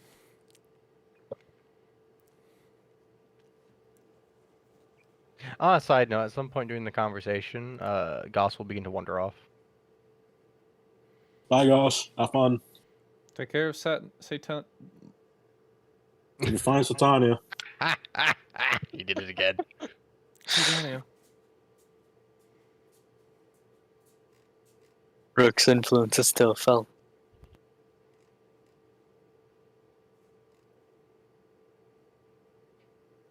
But you'll see Goss as something gets his attention, as he jerks his head to the right, and you will see him suddenly just scurry off. He will leave Jeffrey, though, on the table. His head may or may not be still in the cup. Ooh, yeah. I'll make sure to give him breathing breaks if it is. Jeffrey would appreciate this. As Goss will begin to wander off at something. Also, give me a minute now, because my dad just made pot pies, apparently. I'm gonna go grab a croissant. Everyone, take a dinner break. All right. All right.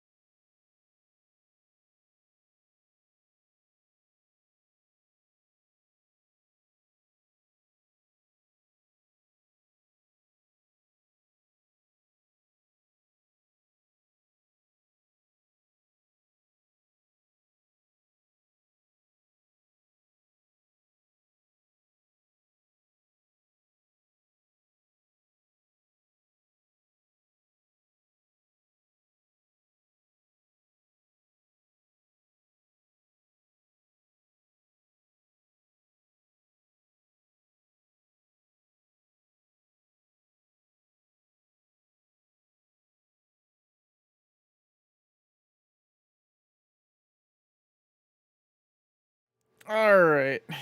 Back to So this. we will Sorry about enjoy that. our meal and I think call it a night as we go in. Yeah. All right. So then, Goss wanders off somewhere, leaving Jeffrey with you guys. You guys do enjoy your meal, discuss a little bit more, and then call it a night. Yeah. Okay. Tanya, how do you get back to? Do you just wander around? Do you find your way back to the inn? Eventually, probably yeah. All right. Unless she bumps into somebody she knows, like Goss or Rook. I think Rook, you're currently busy with the lockdown, if I'm not mistaken. Yes. All right.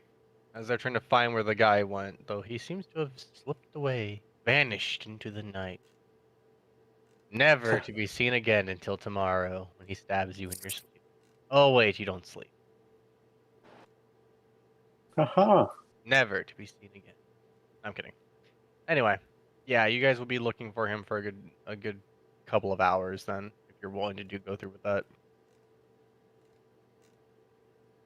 As for Satania, you will eventually find your way back to base.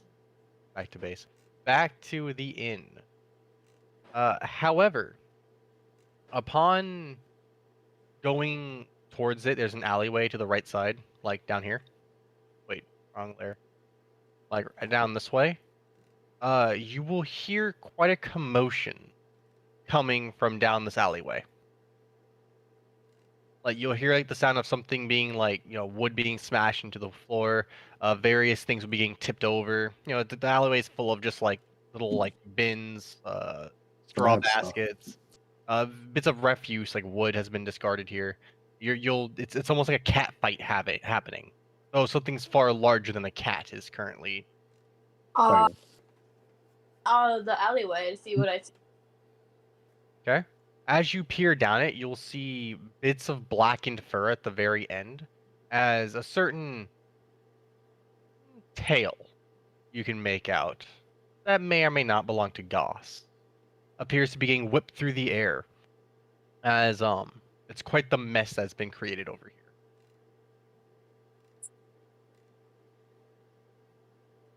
She'll call Goss's name and be like, "What's going on?" Towards him.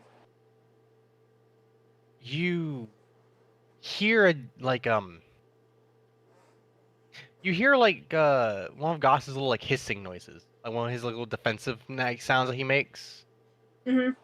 You'll hear that come from down the alleyway as you hear a smash of planks being slammed to the floor.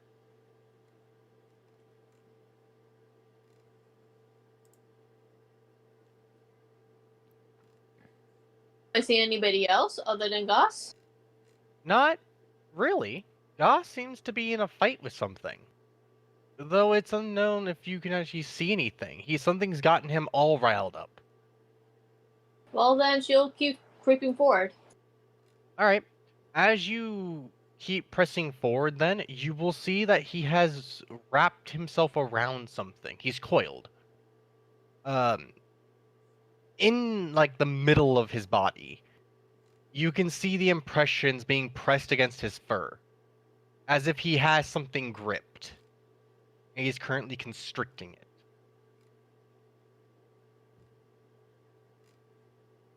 What you got there, bud? Something bad. Something sharp. Something nasty. As he lets out another one of those very hazardous hisses over whatever's being gripped. Is it invisible? I don't know. Weird soul, though. Was hiding. Well, no, I'm asking you as a player. Is it invisible? Yeah, it's something invisible. You can tell it's pressed against, like, you can see the impressions on his fur, and there's like a space missing in the middle of his body when, like, as he's coiled around it.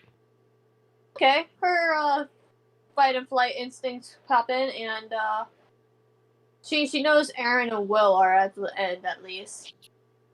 So she's gonna burst into the end. Okay, I would reckon around this time you guys will have gone upstairs by now. Is that right? Depends how far. So how along long do you time-wise. wander throughout the city till you find the inn? You have rolled a 9. How long do they converse? Because I can imagine I'd probably be reaching the tail end of the conversation. And when they're just about to leave. We did have a conversation for a bit after eating. This is true. I would say like towards the end, as they're preparing to get up and go upstairs, is when she would come in. Oh, hey, Sonny. Something important? Yeah, Gus got probably one of those sleepy thingies. Something important. All right, let's do something. Aaron, can you take care of this stuff? Sure. She'll literally like guide you down the alleyway to where Goss was. All right. As you guys come down the alleyway, you will actually see a light now coming down from it as it shines through the darkness of the evening. It's a white light. From Goss. Yeah, I can tell. As you approach, you'll see Goss still in the grapple as he coiled around this thing. Goss's mouth is open, as both of his eyes are as well, and you see him shining this light onto the invisible assailant. Good thing I have this spell up, I guess. I'm going to cast Frostbite and then change it to fire damage. He will stop his draining as you guys approach, and you see the blinders redeploy as they cover his eyes again. Well, so Tanya will call his name out before she hits the alleyway. Sure. Give him And a. Yeah, then the light will stop there. And what do you call out to him? Oh, I basically just call out, I got Will, but I don't have Rook. Hmm. Rook's, Go on. Rook's still at the asylum. Yeah. The Arcanium. So do you cast the fire spell? Yeah. Alrighty then. Roll the damage. This thing can't dodge. It's basically pinned. 10 non-lethal fire damage. That does it. You press your hand against the invisible body, as you know, you can tell what kind of where it is based off how Goss is constricting it. Yeah. As you press into it and you see the fire spread through its body, you will see you've left a blackened scorch mark over its chest. It I will say, screeches. Huh? this is a non-lethal spell. What spell is this? Frostbite, but I'm using the meta magic rod to make it fire. Fair point. Hey, that's not bad. That's weird. Yeah, I know. It's like a knockout heat. I It just guess. tires you out via heat rather than cold. Then I'll say this then. You will begin to see bits of its body appear as you superheat it. And it, I'm basically giving this thing a fever. pretty much. You will start to see bits of it. It's become translucent. Like it's see-through. Yeah. But you can see its body. It's been mangled. As Goss has it heavily constricted, and somehow it looks skinnier than how they normally are. The thing is twitching in a pretty awful manner. Alright. He's like, Goss is really giving this poor guy a pretty harsh run for his money. Yeah, so there another one? Don't see any more. Was skulking around. And you hear a crack come from it as Goss squeezes his body tighter. Well, we don't have rooks, so we can't really catch this thing right now. I mean, if you want, I can go run to the asylum and see if I can find them. I'd appreciate it. I'll be here with Goss just in case another one shows up, because the spell lasts for a bit. So Tanya will give you a nod and run back to the asylum. Alright. How well do you get to the asylum? And it's not the asylum, it's the Arcanum. So I just realized that's a very critical thing there. Yes, the Arcanum. I mean, the way we've been treating it, it kind of is. The Magic House. A magic house.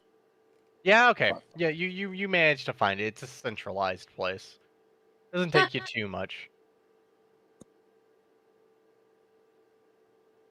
You will notice the place is on lockdown though, as there's several guards and there's 3 of them guarding the front entrance. They halt you as you come closer. They shall tell you that no one is to enter or exit the Arcanum at this time. Well, I kind of need my friend in there. Then you must. More Hmm? specifically, you need the item he has. More specifically, the item that he has. Because you know those Sleep demons. creatures that we brought back earlier today. Yeah, we found another thing similar to it, and we kind of need to capture it. The guards will look towards one another, and you will see one take out a Whisper Stone as he enters. As he speaks into it. You guys had one before. Okay. It's thingies. Sleep right. deprivation. No, they got the idea of what it is. Yeah. One guy will speak into the Whisper Stone, kind of like a walkie-talkie, and they will request that you please wait here.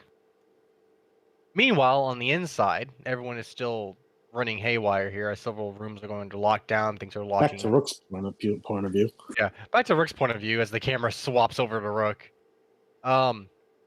He is hunting. Perception. Issue though, okay. Actually, that's not bad.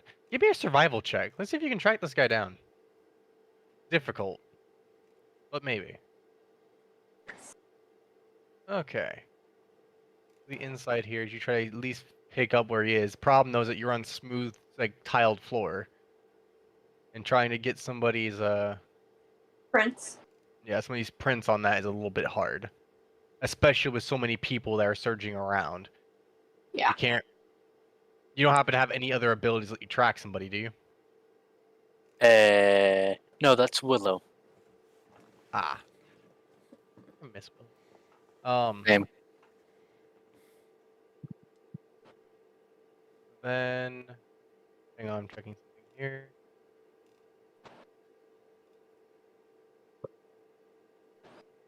Let's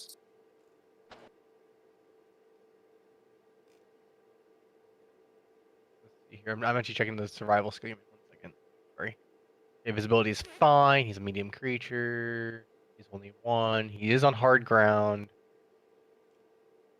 Then no, you're not really able to get a proper idea of where he might have slipped off to, especially with all the people right now moving and quickly scurrying about trying to get into their respective rooms.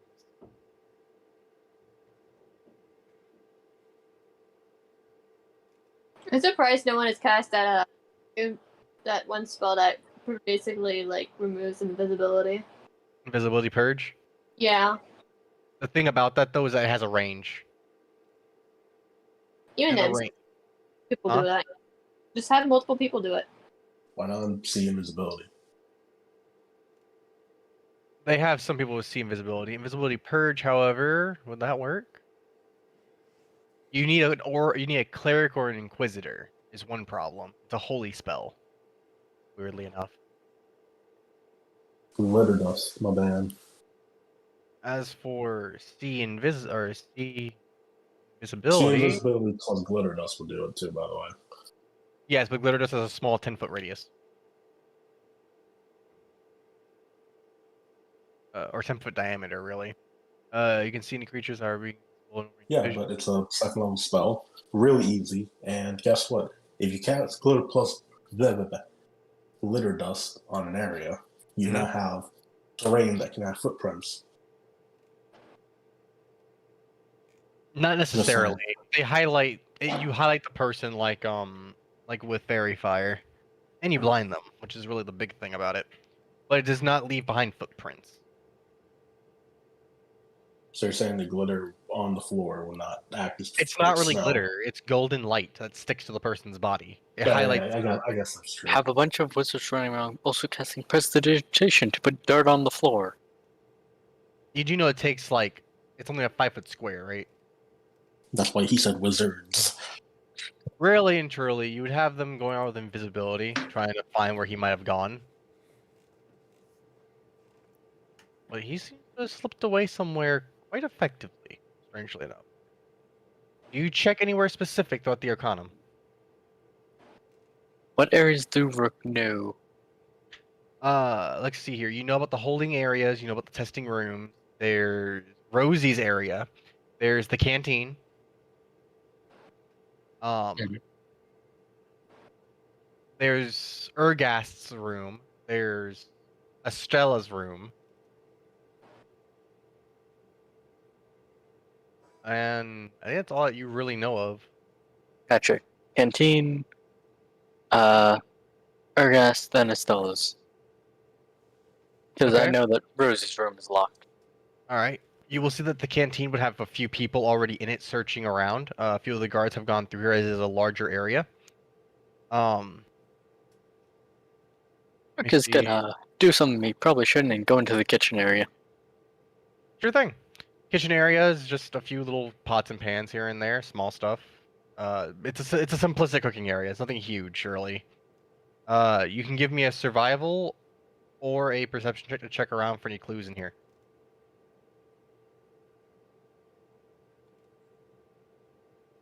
Damn.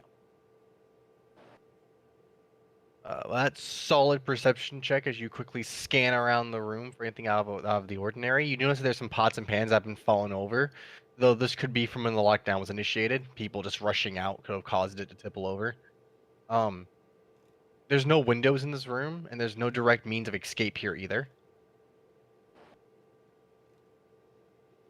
Mm-hmm. And this area is also rather centralized within the Arcanum, meaning that if he was hiding in here, getting out of here would be extremely difficult. Gotcha. Now he doesn't really Do they have a bag of flour? bag of flour? Yes, you would most definitely find a bag of flour. Great. Rook is gonna take that bag of flour, and every doorway that he comes across, put some flour in front of it. Now you do know that there are other people using these doorways. Yes. Sure. Putting the flour in front of all doorways will help spread it. Also, if footprints start appearing randomly, that will alert people. Sure. You keep in mind that invisibility doesn't last that long either. So he could recast it. So Almost certainly. Sure. So you're able to put down some quite a lot of flour by every doorway. Some of people will get what you're doing and will take note of it, noting that it's a pretty smart idea, actually. So putting under so many doorways, other of them look at you with annoyance, as that's going to be a mess to clean up later. But I suppose this is already a mess right now happening, so whatever. Another mess for the pile. Pretty much. What's the next room you check? Strax's. Strax's door has been locked. Rook will check the door for any signs of picking lock or tampering. Sure. Yeah, decent perception. Doesn't really seem to be anything there necessarily. In fact, you don't even see a lock hole on Ergast's door, like a keyhole or anything like that. Lock hole. Jesus Christ. Lock hole. Keyhole. What? Keyhole, yeah. You don't even see a keyhole really under Ergast's door. Rook will test the door once more. It doesn't budge. Great. Time to go to Estella. Estella? Yeah. She would be in her private sanctum, which you've been in before. Her door is closed. Rook will attempt to enter. As you do, you are faced with a jet black wall. Rook is gonna knock on the wall. As you do, you will have a coded knock come back to you. Rook is just gonna go, I don't know the code. The door closes. Fair enough.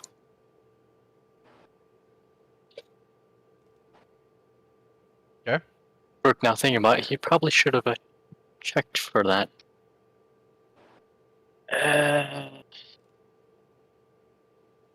Rook is gonna go back and check the interrogation area. Also, Interrogation. spreading. Yeah. Also spreading flour over the main entrance of the interrogation area. Sure.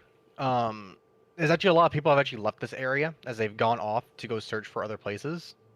So you re-enter the interrogation area?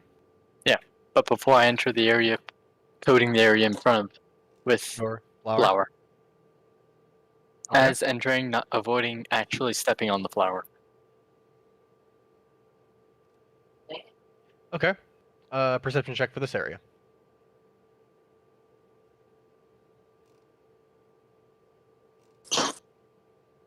Let's see if you can actually. There's a chance that you can. You have to do a new one.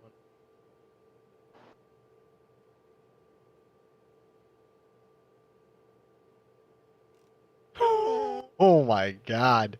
Who the fuck needs invisibility when you're this guy? Alright. No. You enter here, there's no signs of him, and the powder or the flour you put down is undisturbed. Rook is gonna sit down in the entrance, be like, okay, well,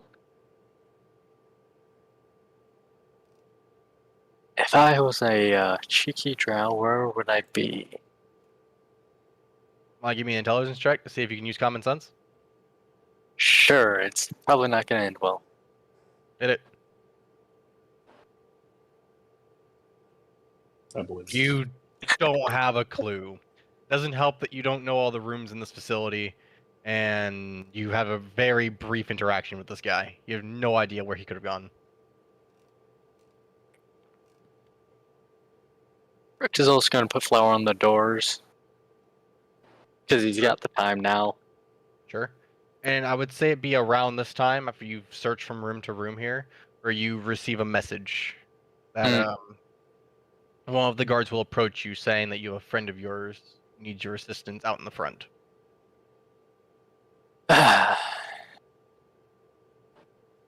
Just to confirm that it's her, ask her what is my nickname for her.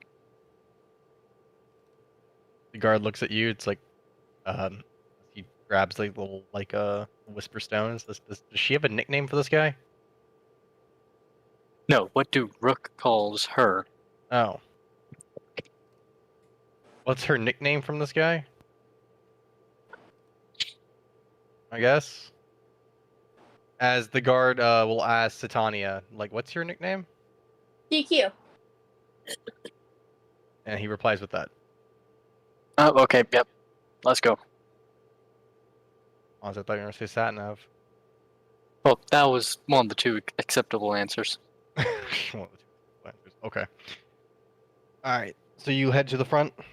While spreading flour. Okay.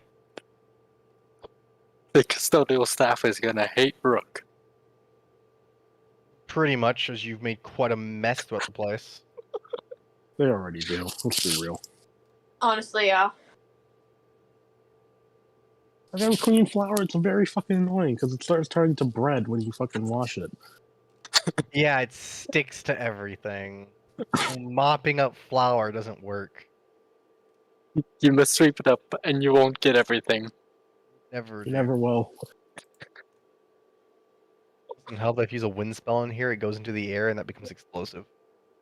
So you're Anyway, telling me if we make a fucking fog of flour and then throw a Boom. fireball on it, bonus damage. pretty much. The same thing happens with sugar. Actually, that's Hell yeah. a bad idea. Making a cloud of fog. A Nope. manual fireball. Note to self. Pick up lots of bags of flour for Satania. Well, no, I say that because the guy could get coated in flour. Well, I also say this because you could match fog of flour into fireball. Actually, fun fact, during sugar processing, why sugar used to be a trade good and why it was so expensive was because of how difficult it was to process. Oh yeah. It was extremely dangerous, and in order to get the sugar out of sugar cane, you would have to superheat the cane to burn it away, which would result in horrible burns. No. Shit Yeah, was like napalm, because it would Yeah, stick you- to you. You would turn it into liquid fucking napalm. Yeah, it would stick to your ass. So the workers would often burn themselves, and if there's a little bit of a spark, kablooey. If you're not Kablooey. careful with proper ventilation. Sugar's Which most of dangerous. the time, nope. Sugar. It's scary. It's dangerous as hell. And the same thing happens with flour. Yeah, but you don't melt flour. Correct. You don't use heat around flour as much unless you're cooking with it. Even then, you don't spark things, so you're not in like a factory processing it. So it's a lot easier to make and a Anyway, lot safer. Anyway, yeah. So you get to the front there. Several guards are looking amongst one another as you will see one guard scan you over to ensure that you are not cloaked in some sort of illusion. But I don't believe you have any illusion spells on you. Nope. And he will first of all, the one outside will ask Titania what is needed from your friend. It's a capture device. Okay. Then the guards on the inside will tell Rook that because of the lockdown, no one's allowed to leave. However, we can still pass an item on outside if such a thing is needed. Rook is gonna pull out a small pouch that is empty, and pull out his containment device and put it in the pouch, and then pass the pouch. It does. Are you putting this in a Pathfinder pouch? No. Oh, it's just a regular pouch. The regular old pouch. Okay. Then yes, and he will take this thing as he will then like very swiftly open the front door, push it outside. Guard takes it. He closes the door again, and then it relocks. And then the guard outside will hand it to Satania. So Tanya would thank him very much, give him a bow, and run off. Okay.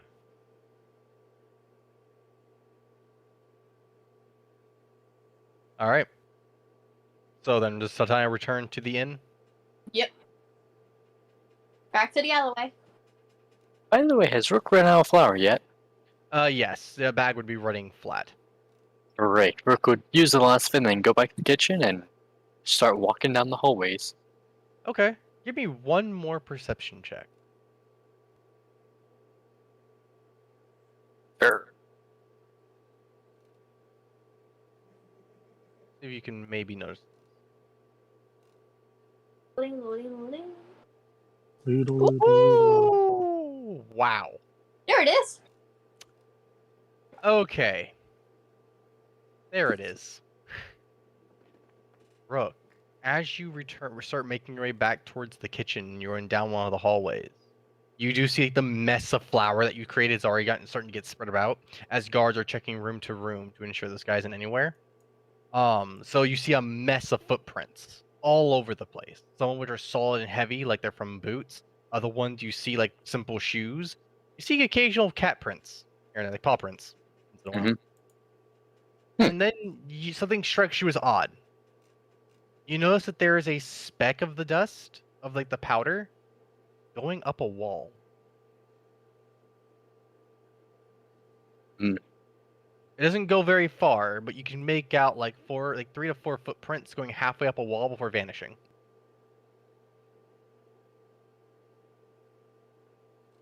Rook is gonna grab the nearest guard and be like, he's got something that allows him to walk up the walls. I don't know what spell that would be. Guard would comment possibly spider climb? Or maybe a really Gotcha. good climb skill. Rook will lean him in and be like, tell the guards to also check up. Understood. As... Also, Rook will try to say this as quietly as possible, so that only him and the guard will hear it. Okay. So, in which case, the guard relays this through a whisper stone to those who are listening. And we'll get some attention brought up there. now, Rook is gonna look up Mhm. where he sees the footprints going up. Sure. Do keep in mind they disappear halfway through. If you'd like, you can give me a survival check to see if you can track these. Survival.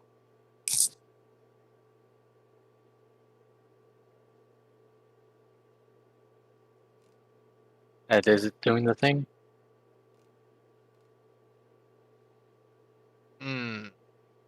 Oof. You try to follow them, but again, they disappear halfway up. Hmm. You're not sure where they go. Let's hop back to Satania real quick. One split second. Rook will go back to the kitchen, get another bag of flour, and begin spreading it around more.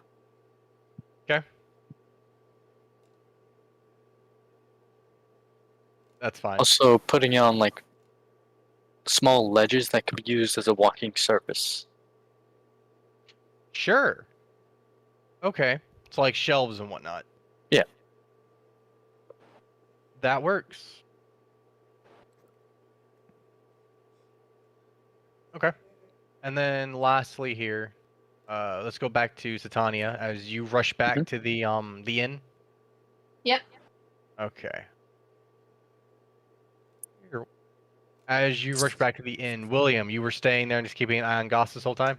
Yep.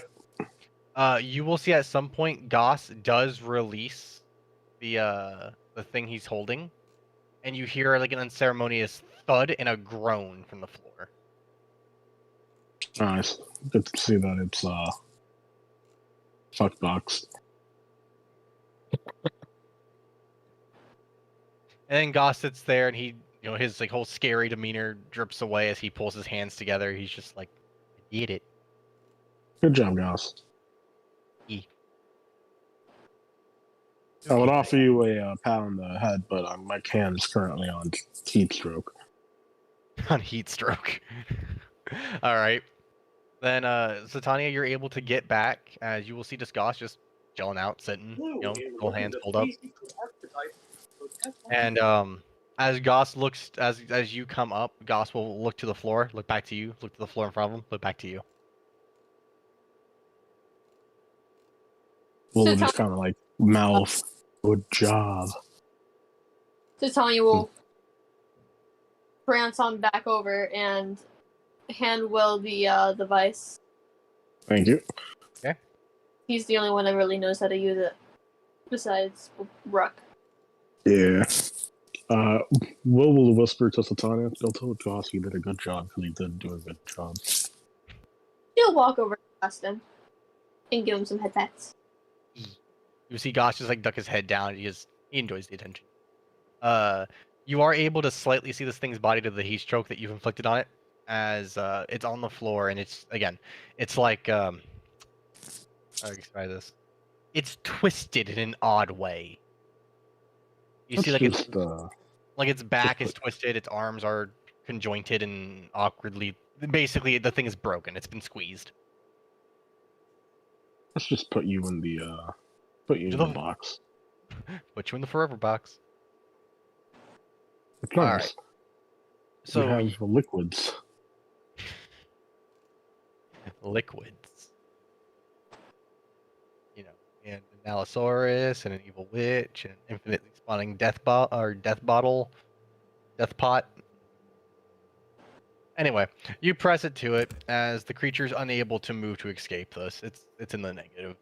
Yeah. You will see its body fold and compress up to the containment device, and you will see the circle begin to appear before the creature itself vanishes. And you guys have another capture under your belt. Yeah, it's 2 of them you've captured now. Yep. I wonder if they killed the other one. Yeah, you killed one, and then you submitted one back, and then you were able to capture one from the Arcanum. Then killed another one. Yep. And then captured this one. Yeah. It's another 2 EXP. This is a Euclid. I'm sorry, 3 EXP, not 2. 3. How many more do we need? I think we need 6. So now we only need 3. We need one more of these. One more of these fucks.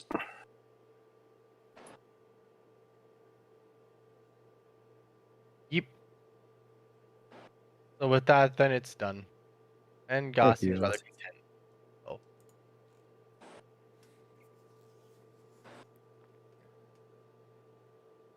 If you spot another, well, you know what to do. He gives you a little salute, as if that guy will be on high alert. Thank you. We're gonna have to rely on you because I don't have Ada. And I remember I don't have Ada.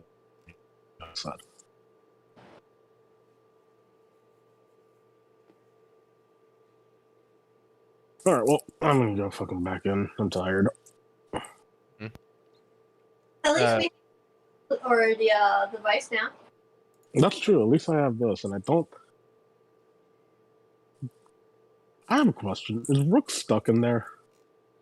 For the moment, yeah. No one's allowed to leave or enter. Cool. Yeah. Alright, well. Tony would update Will about the status of the place and tell him they're on lockdown. Like she did Well, Brooke. They just kind of gave her the device. well, you know what? I think it's probably a good idea that we have this out here then. Yeah. Okay, well. I'm sure Rook's gonna have some fun inside there. Or he'll make some fun, I don't know. He's already made fun for himself. I'm gonna go to Aaron- sleep, then sleep off the sewers. Because we're on vacation now. We're on vacation now. It's true. Versus Vacation Tanya. time. And she still got to retrain everything. Yeah, but I have stuff to do too.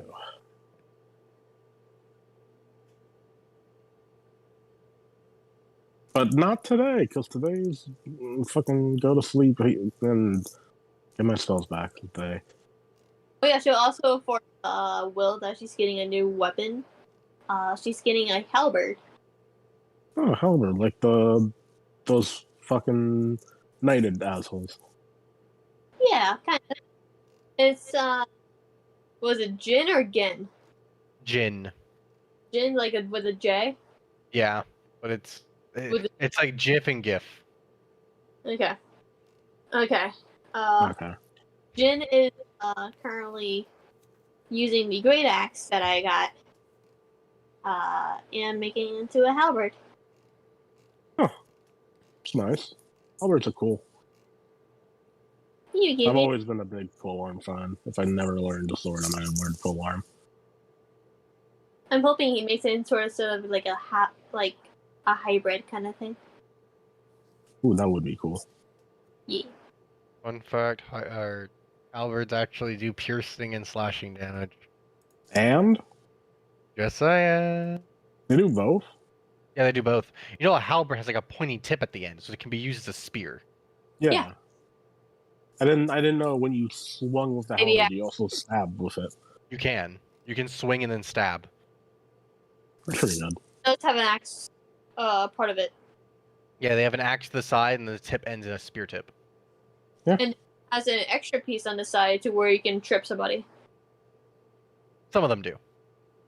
Some do if it's long enough, but it's usually you can literally just stab it into some people and rip it from their legs off, kind of thing. Yeah.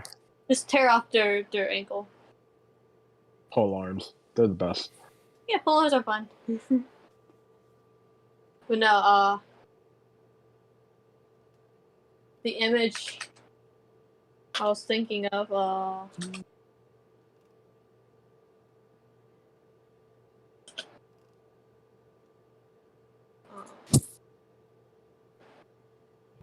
going more like not exactly like this, probably more like something similar to that. It's legit like an axe mixed with a spear. You get a halberd. Yeah. Straight. And I love it. Yeah, it's a straight shaft, and then at the very tip of it, it ends in a sharpened point. That's what I she means. love it. Out like a hybrid, like still has like that great axe part of it, but it also has like a pointy end. Oh yeah, no, he had that in mind. He's just gonna shave off one of the axe heads and then remelt that down to a point. Yeah. I'm aware of this. Alright. Well, we'll go back into the inn and tell Aaron that the stuff is done. All right. Ooh, hang on, I can actually put that down. That you guys have captured another one of those things. Yes. Mm. Times Nice. 2. Doo-doo-doo-doo. Yep, there you go. Yeah, Just- Goss can still see these things. Thank God. Huzzah.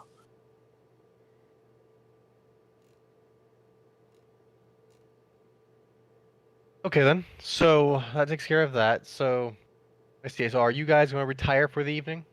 Will. And Satania, what do you want to do for the evening? I guess she'll look at Goss and be like, I guess the others are retiring other than Rook. So, wanna go back to the tables? He will nod. You can play some more solitaire. Which, by the way, for the record, I recently learned how to play Minesweeper for the first time. Oh yeah, Hold you on, mind? Hold on. That's so out of the I know. I'm just saying. Like, that was like one of the old games I never learned how to play, and then you won't believe what taught me how to play it.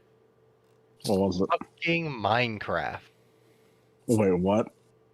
So in one of the Minecraft servers we were a part of, real quick, there was a mod called Minigames.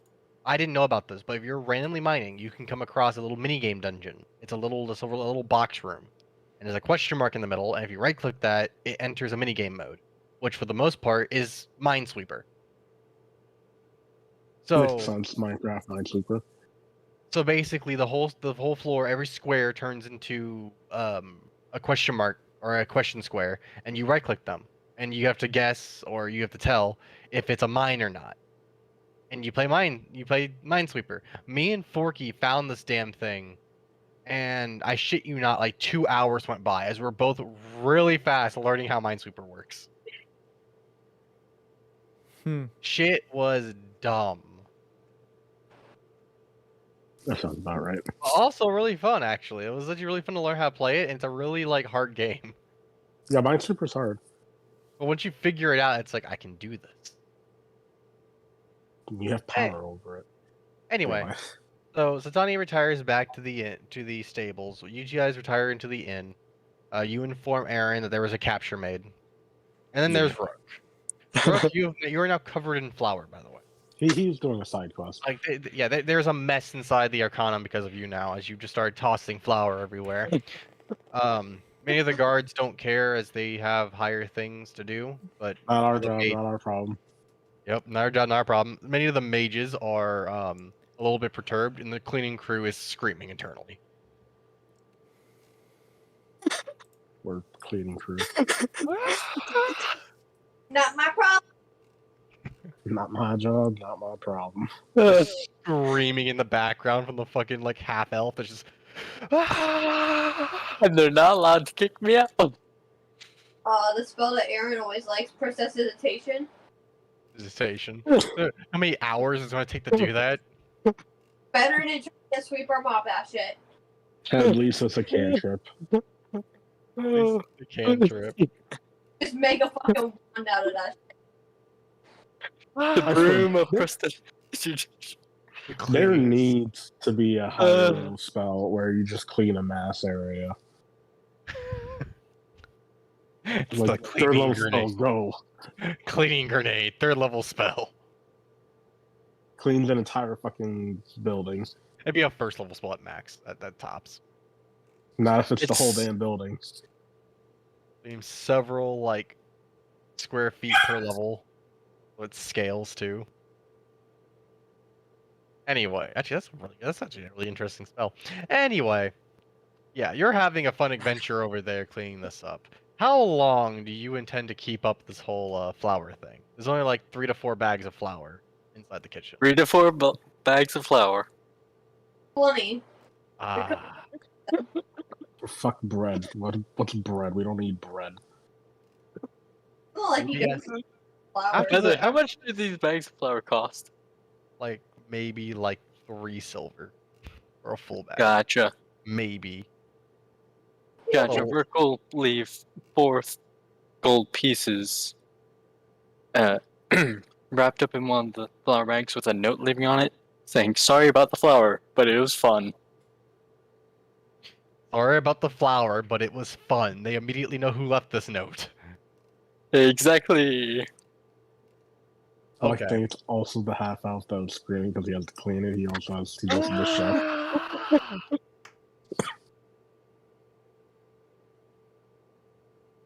Ah. God damn. All right. So you've spread around a very good amount of flour everywhere. The halls are now laced with the stuff, like it's a dust everywhere. You are covered in it, and you see many of the other wizards in their robes have also been covered at the rim of it with just the white powder. It's fucking everywhere. It's a mess. The hallways are just filled with nothing but footprints, and Ergas is now giving you a very harsh stare. What Like, did Urga say? I appreciate you for helping, but please stop helping. Uh,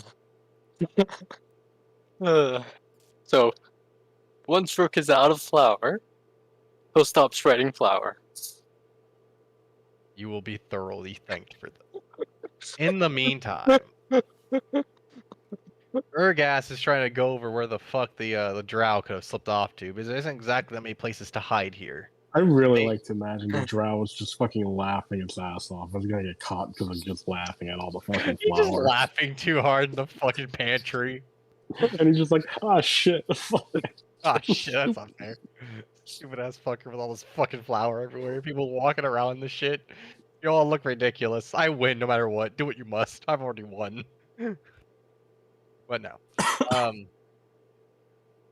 Ergas is trying to narrow This- down where the guy could be.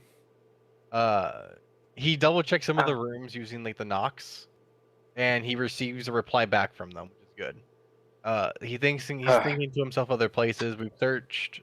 If Rook comes across Urgas, he will tell him that apparently it does no spider climb, so check up. Check up.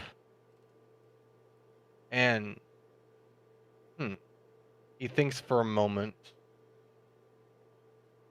And then he starts checking through on a couple of the whisper stones throughout, and then asking, all right, so we have a couple guards upstairs. They're checking through. Upstairs is not, it's really more of the side rooms.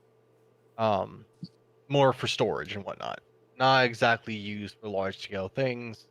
And there are very few windows upstairs. The ones that there, the windows aren't actually openable either. They can be broken in an emergency, but the windows are intact from what it looks like.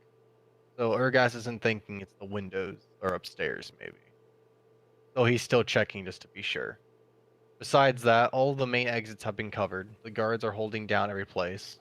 And there's at least a guard in front of every other window, keeping an eye on things. And flour covering everything. And then there's flour covering the floor. If he is invisible, we'll be able to at least see some movement of the footprints. Other than that, it's going to be extremely annoying to clean this up.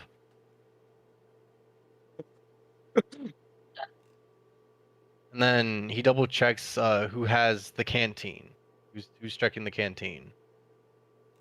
2 or 3 guards would pipe in saying, hey, we checked through it, we didn't see anything. He'll ask Rook, have you seen anything odd out of the ordinary? Flour covered footprints going up halfway up a wall. Lovely. Better climb. Probably. Yeah, that's what I just said recently. Okay. Which he did note. But again, besides that, if you go upstairs, like, really, there's no like open big boundary area. You have to go up the stairway in order to enter the stairs. And the only thing Ergas could think of is perhaps using invisibility to avoid the crowds, which isn't that bad of an idea, but still. He doubts the guy went upstairs. Rook, do you have any other ideas of where you could search? Where did Rook find the footprints going up? Near the kitchen. Near the kitchen. Yeah, it's the hallway leading to the kitchen. Is there any like high vaulted areas? High vaulted areas? What do you mean? Areas with very high roofs. The kitchen itself has a higher roof for ventilation purposes. Rook is gonna look along the kitchen's roof area. All right. Honestly, the roof itself is pretty basic. It's a tall roof, really. It's curved. In fact, it leads up into the middle. Kitchens consist of a main table. There's an open fire, and it's like a fireplace, I guess you could say, for cooking, for stove cooking. Is there a chimney? Yes.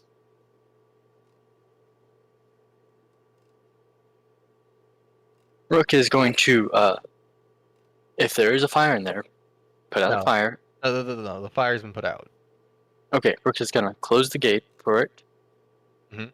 Pull out one of his caltrops, forcibly latch the gate, and start I- shimmying up the chimney, You start shimmying up the chimney. looking for tracks of other people doing that. Give me a climb check and a perception check, you weird motherfucker. As you are now shimmying up the chimney. And I am bracing off the chimney. Yes, I know, that's a bonus for that. I love that too. There's a fucking bonus for bracing yourself against a wall. Of course there God is. damn Pathfinder. I mean, I'm happy there's a little thing for that. Climbing a corner, climbing a chimney has a -10 modifier. It does. Because It AC. literally says climbing a chimney. Because it's Pathfinder. They know you're gonna do some weird stuff like climbing a chimney. So really, your climb check is a 24. Your Cool. perception's a 28. And I really hate to say this, but you see handprints going up the chimney. God damn. Rook is going to keep going until either he runs into a person, or there's no more handprints. The very top of you will eventually reach the top of the chimney. Then the top of the chimney has a what's it? A curved over roof on it that prevents rain from getting in, but still allows smoke to exit. Does it look like it's been tampered with? Yes, it does. As it looks like it's been kind of bent a little bit out of shape, as if to make more space. Big enough for the drow to get through? You could get through if you squeezed. Gotcha. Yeah. Rook is going to pull out his speaking stone and send to Will. Mm-hmm. Will, let Urgas know that the drow climbed out the kitchen chimney.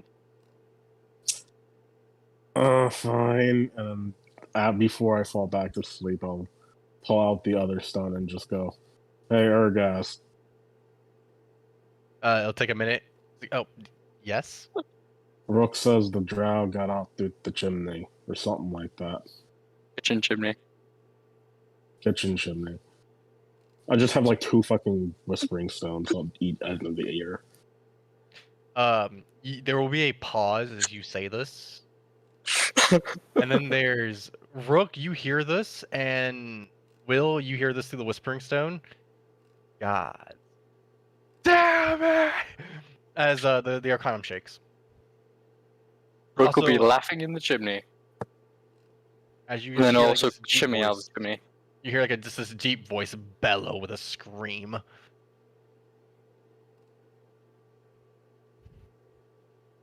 Nothing else is needed of me. I'm going to continue to swim my sleep. Yep. I feel like you just put the screaming snow under your pillow. Just there you go. I can't hear it as well. Yep. Let me just go back to sleep.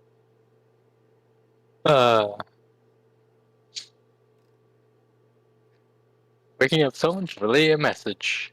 Why didn't you get fucking Aaron to do this shit? Why is it me? Why is the guy who likes to sleep a lot? It's a guy who doesn't have a fucking real sustenance. I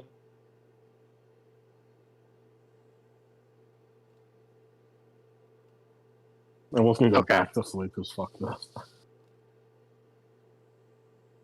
All right. Also, Rook will climb out of the chimney, going up. Are you going up? Yes. All right. Then you are able to wiggle out through the little open slit in the chimney's top, and as you do, you have arrived onto the roof of the Arcanum. Rook is going to look around for soot-covered prints. Footprints, if you will. They're actually very easy to actually make out here. You will see black soot leading down from the side of the from the side of the roof. At first you see footprints, and then you see a long ass skid going down. You see handprints as if he was skittering to stop himself, and it leads all the way to the edge of the roof. Rook is going to peek over the roof. It's a good 15 to 20 foot drop. So like a black cloud, Uh, or like where he landed. you can't really see all that well down there. No, there's not really a black cloud or anything.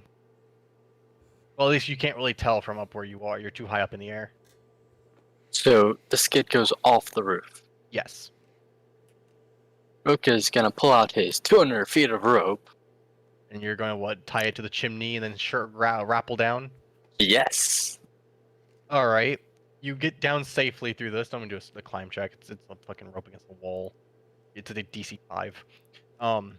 Great. I can't fail that then. Perfect. As you get down, you do see like it's kind of hard to tell when you're outside. A bit of the grass has been disturbed here, but it's hard to tell where he's gone. You can try giving me a survival check, and you can see if you can follow. Hey. Scratch what I said. You are able to see a perfect set of footprints leading off towards the side gate. Rook is going to follow it. All right. You lead off towards the side, and actually let me switch back to the other map. Actually, for record's sakes, this is toward the left-hand side, like over here, is where you Gotcha. should be going. Rook is then gonna start relaying information through Aaron this time. Really? Aaron. Yes. Be like, Aaron, let him know, escapee, drow, climbed roof, spell off roof, and then went out the waffles, west gate. West garden gate. I guess I'll be relaying that information to Ergast? Zergas, yeah. You'll receive a reply saying, "Why are you all more useful than my goddamn guards?" Because we think of the weird answers. You guys really No, do. you think of the weird answers, Rook. I shimmy up the chimney. You're fucking weird. You see handprints though going up the chimney too. But yes, you are right. But yes, you were weird, but you were also correct. Uh, The handprints will lead all the way to the side gate, and then the footprints stop at the wall. Is there soot on the wall? At the very base of it, you would see it, and then it fades upwards. Rook is gonna climb over the top. All right, and then you're out into the city. So he's escaped. Which way is he going? Westward. Oh, he's going this way? Hmm? Is he going this way? Yeah, that way. I mean, I can imagine Satania and Goss probably taking a laser stroll to the stables, so. This is true. I mean, they're about here. So. Continue the track. Issue And though is stealth doesn't work on Goss. it doesn't, because he can see clearly. Here's another issue though: is the fact that if they're right, wrong tool. Issue though here is if the inn is over here where Aaron is, you guys would probably be doing this right here. You see that? Mm-hmm. I mean, he could just tell us over, the Whispering Stones. whispers. Well, the way Whispering Stones is, all of them activate at once. So Satania's technically been hearing Yeah, and this is true. Yeah. going through. At least Yep. on Will and Aaron's version. Yep. Mhm. You don't hear what Ergas is saying because you don't have the second stone. We But- have heard Rook. She'll stop at hearing then tell Goss that the drow that we captured has escaped and coming through this side. You've got reinforcements, Rook. You know Woo! what? So Tanya's gonna give a copy of that. What is target invisible? Possibly also possible spider climb, so look for roof edges as well. Heard that. Me and Goss are suggesting. Okay. So Well, then William's gonna throw his fucking Whispering Stone against the wall. it hits the wall with a very hard clunk and falls to the floor. The funny thing is you can't turn it off, so it just keeps talking. Yeah, that's what's fucking annoying me now. I'll say it falls face down. It's not like a muffled noise coming from the corner of your room. Oh, fucking god. Just or something over it. I'll have to throw my fucking bag over it. There you go.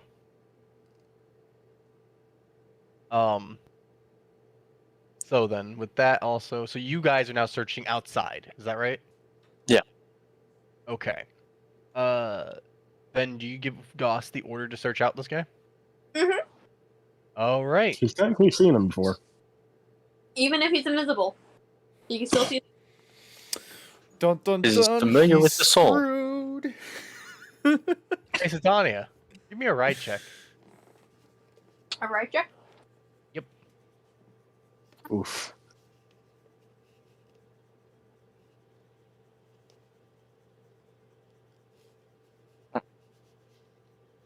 It's an easy one, don't worry.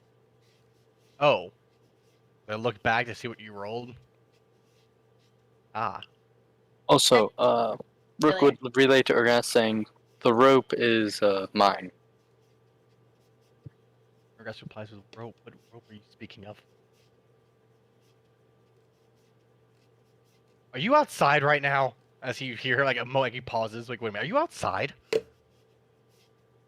Rook would be like, yes, I got outside.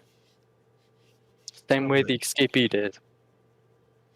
Please refrain from going up the chimney in future references, please. That shall be my main way in and out. As for Satania, also if you do that, you'll get a very nasty remark. I'm pretty sure Aaron wouldn't fucking translate that. Oh. Hey, look at that! It's a DC 5 to stay in the saddle. Ba-boom.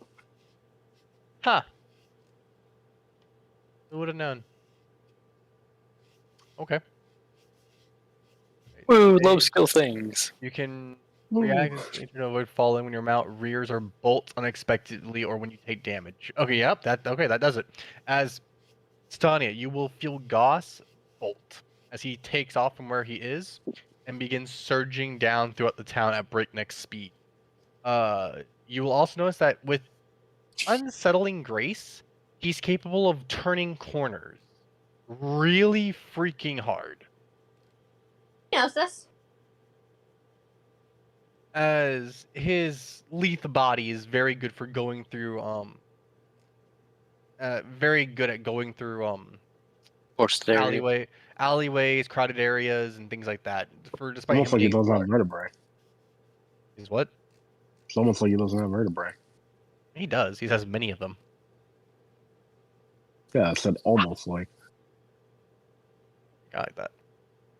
So you're able to cling on even with that 5. That's all you need. All right.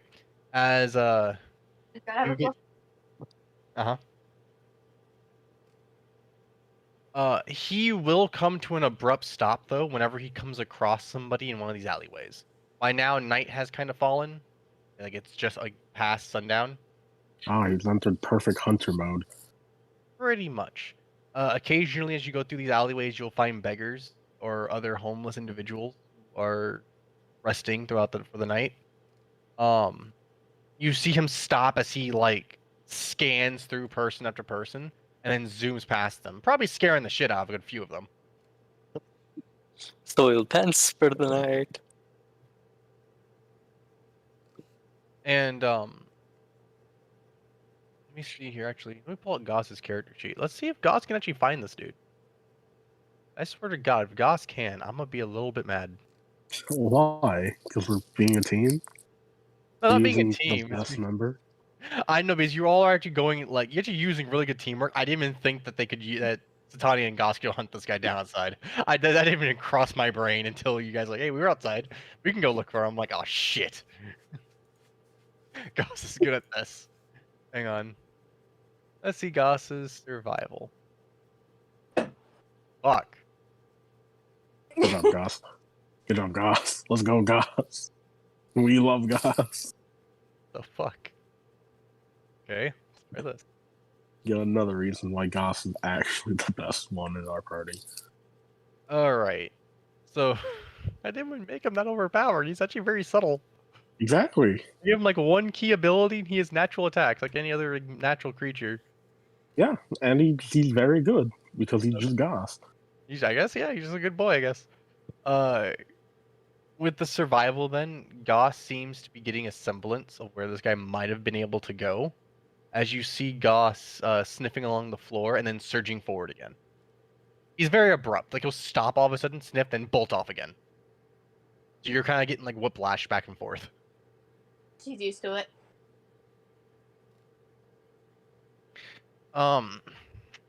With all of with the occasional person that you guys are going across,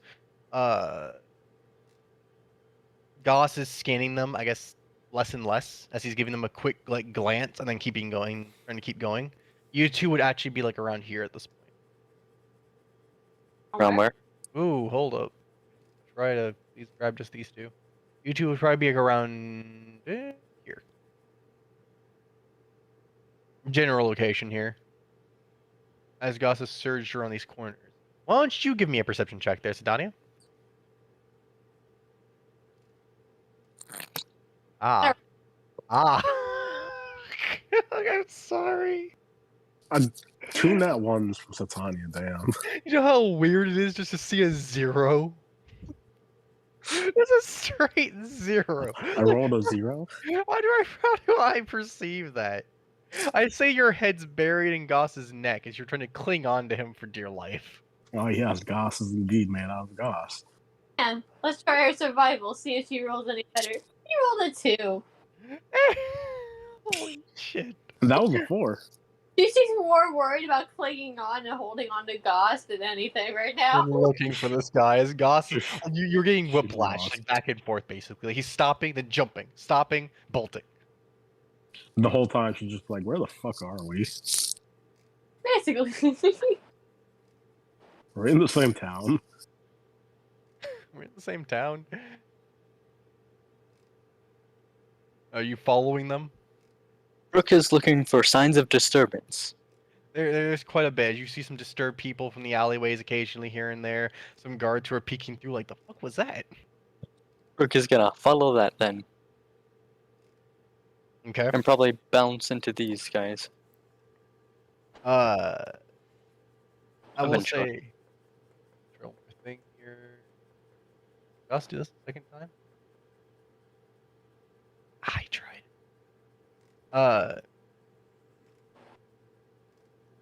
So for Rook, as you get close, you begin to see like the large body of Goss as he's dashing through, and as you attempt to follow him, you will notice it come from behind you as Goss has gone in a circle. Like, Goss start going back towards the Arcanium. No, Goss has gone in a circle.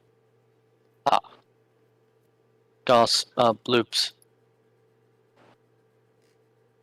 And Goss ends up running into you almost as he like scans over. He's like, "Oh, wait, Tupsel, Hi. Yes. Wait, what? Tupsel." Okay. Looking for the Dark One. Yes. Thought I almost had him. I think he's around here, but I can't find him. Can't see him either. Rook is gonna take a look around since he's got a bit smaller area to look. All right. This is more of a crafting district of the city. So a lot of these are little shops, little corner stores, little antique shops, little things like that. Nothing too crazy. Want to give me a perception check? Sure. Hit it. 24. Hey, not bad. Getting a good grip, a good grasp around the area.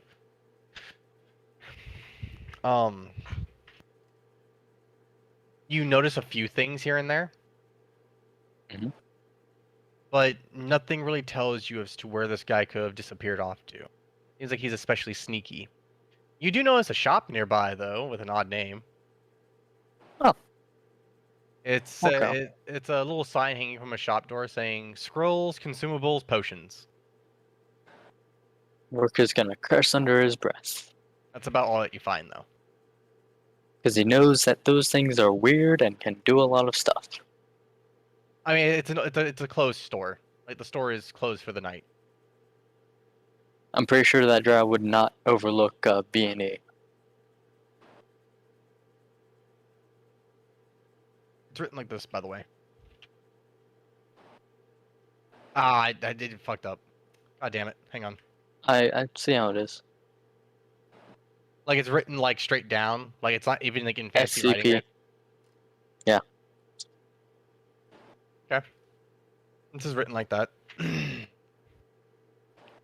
that's about it. You don't see where this drow might have disappeared off to. Goss is still searching though, and he's seems to still be trying to find him. Titania, do you want to do anything? Other than suffer from whiplash, Yeah. but she'll give a quick perception check to look around.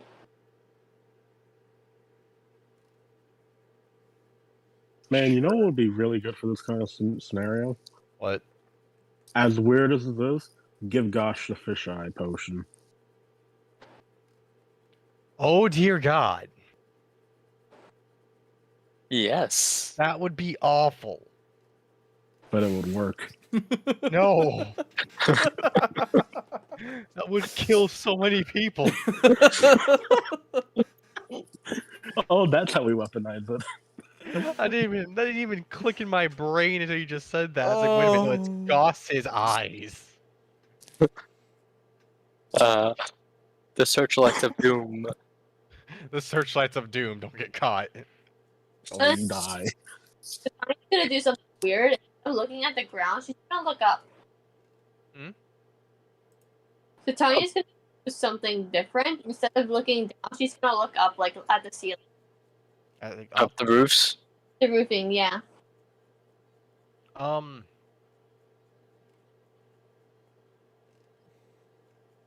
17 perception as you look up.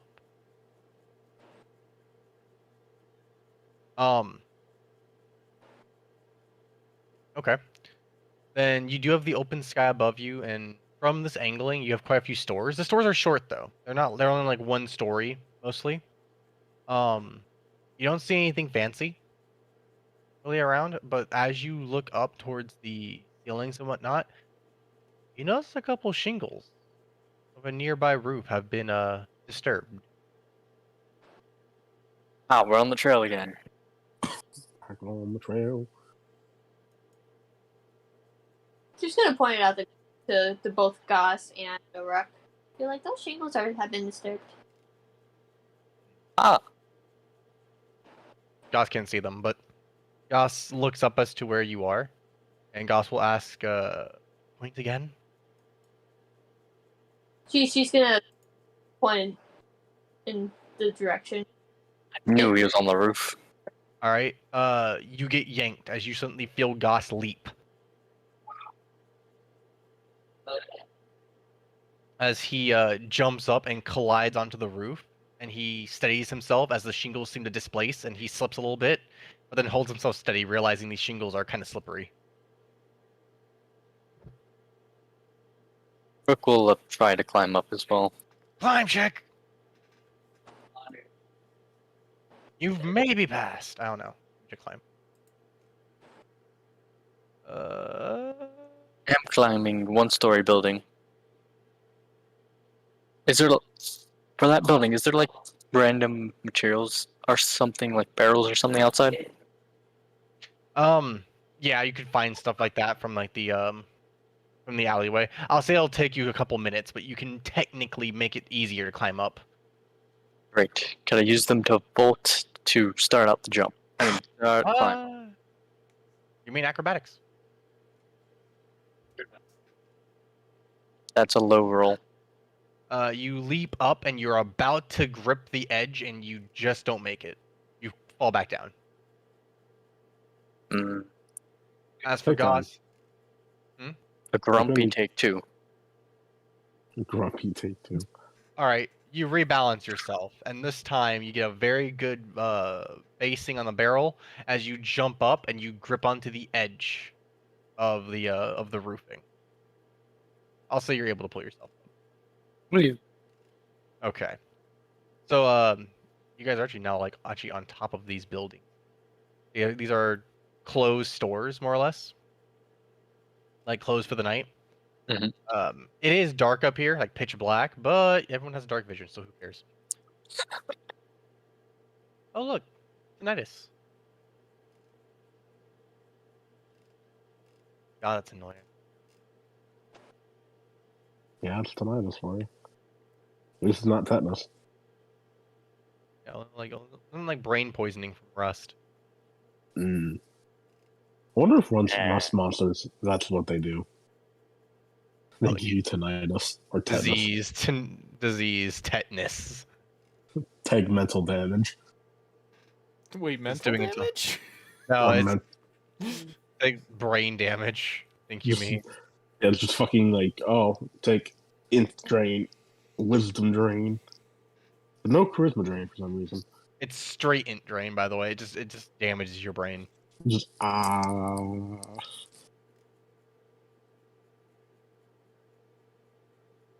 We're now roof skulking. All right, so you guys are skulking up here. You can see footprints, not footprint, but like little bits of like the tiles that have been displaced as they lead up further, and it leads to a. There's a chimney that connects two buildings together. Top of it is similar to the Arcanum, how it has the little covering on top, though it hasn't been disturbed. Doss perks up here as he mentions that he can see a soul from Ooh, chase. here. Wait, so what do you do? So he sees the soul up there. It would be ahead of you, so drawing time. Hang on. We're gonna do this off to the right over here. So I'm gonna do this really quick. So don't Near the gate. So.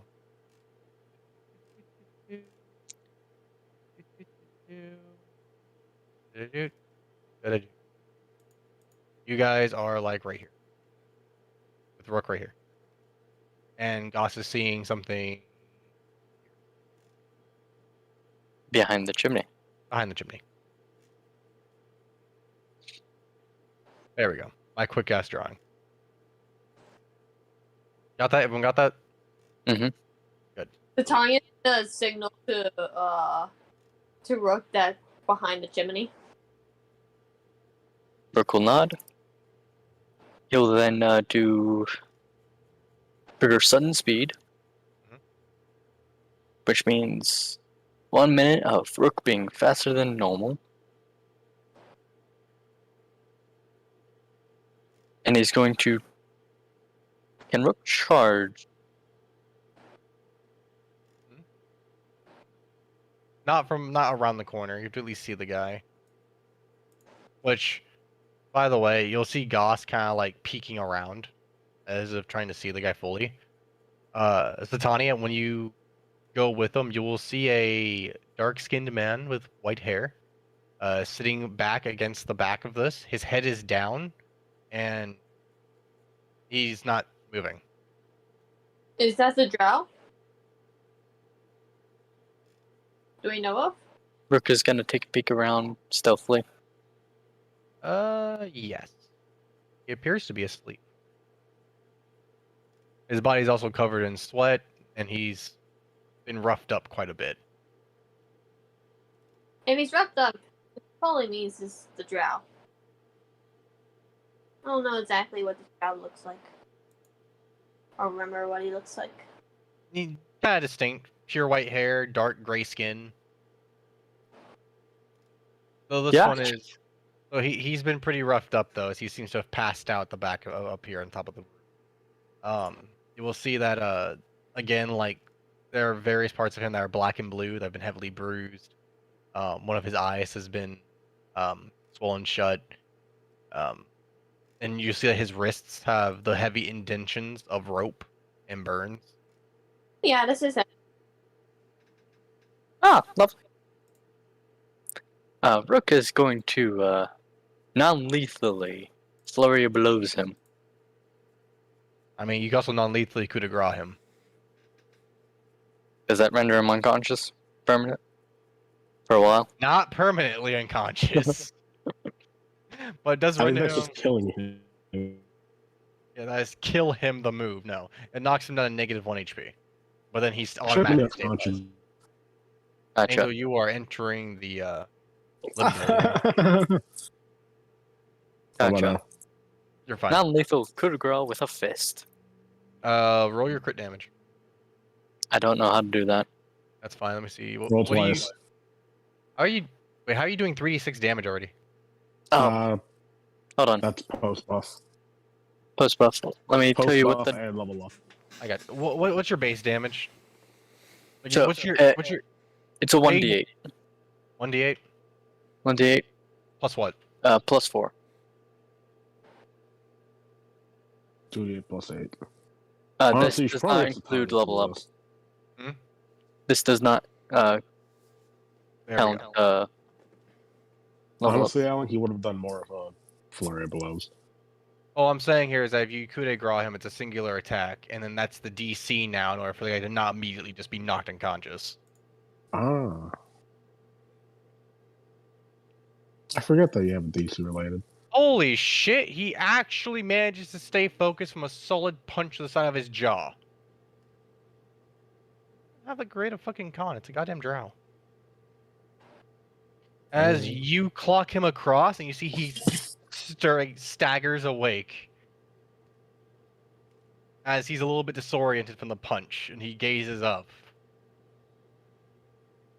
And You you'll get- see. Huh? Gets his throat. I'm sorry, say again, Kristen? He gets a scythe to, or like the tongue is scythe to his throat, telling him that if he moves, he's dead. You see him about to make a snarky remark to Rook as a scythe blade goes underneath his chin. He's like, ah, that's how we're playing. Rick is gonna pull out his manacles. He's gonna click it on. You'll see him raise his hands even. As he lets a deep little chuckle and raises his hands. And then once Rook is made sure that he is properly manacled by actually grabbing his wrist, Mhm. clank it in. Okay. He's helpless now, yeah? Yeah. By technicality, when you've been restrained like that, you become helpless. Coup de grace yet again. Another punch to his face. Another punch to the face. All right. I'm also say this here just to save time. He's not going conscious. He'll fail the roll eventually. Or eventually just go underneath his health. Yeah, eventually the non-lethal damage is going to go underneath his health. He's going to fall unconscious. So let's. Tanya sees that it's taking too long for Rook to knock this guy unconscious. She's just gonna knock him in the back of her side. Yeah, and then there's also Tanya, who just has to hit him once, but the guy should never wake up again. I mean, it's a decent strategy. Into the forever box. The fervor box. Just for curiosity here, and just for my own sanity. There we go, unconscious. Yay! Ding ding. Ding ding. So the second coup de grace attempt would knock him clean out. A good 38 damage to his health. What do you do from here? Gonna drag him off the roof and drag him back to the Arcanum. All right. Did you say the corundum? Arcanum.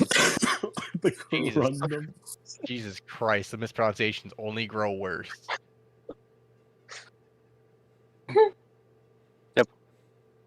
But he's also gonna have Satnav and Joss come with him. Okay. And Rook is gonna walk up to the front door. This is guy like over your shoulder. Yeah. Face first. All right, and just plop him down. No, he's gonna walk up the front door and be like, "You guys should have secured the kitchen better." We didn't expect such a thing. As you'll see them shocked and surprised. I like to think that half of them just like, so that means you did all that flour and it didn't even fucking matter. No, it gave him the hint as to where the guy was heading towards. That's Yeah. true. But the other 3 bags of flour was not necessary for It that. was not whatsoever, even remotely. And Rook is fine with that because they've inconvenienced Rook.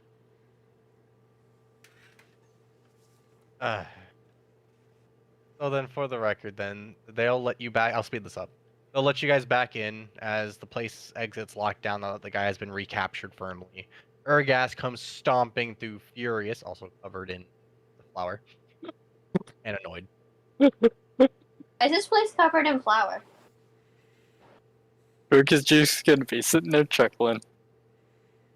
So just notice, you're covered in flour too. What the fuck happened here? Anti-invisibility trick. Sometimes I just hear the fucking lone half elf just yelling in the background. He's on his knees weeping. It's turning into bread. Cleaning, man. He's turning into bread. What the fuck are you He's guys turning- doing over there? Turning into a Papa John's. He's turning into a Papa John. Oh god. Use.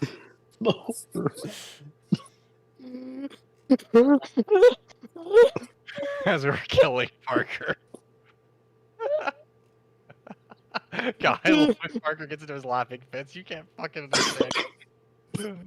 Oh god.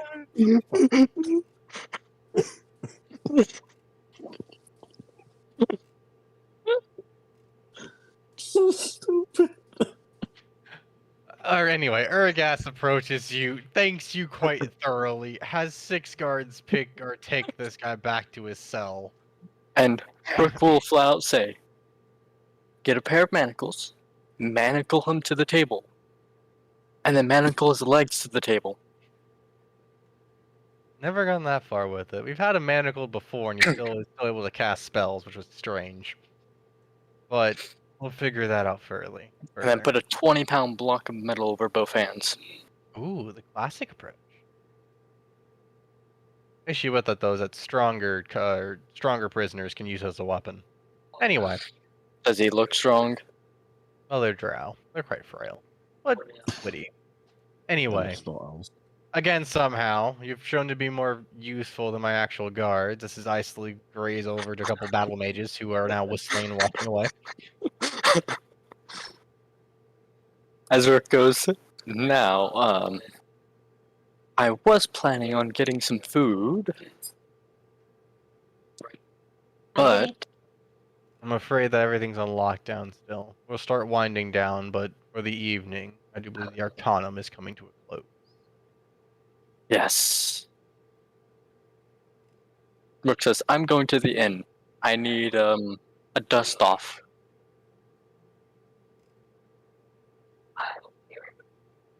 Yes, I do believe the entire Arcanum needs one because of you.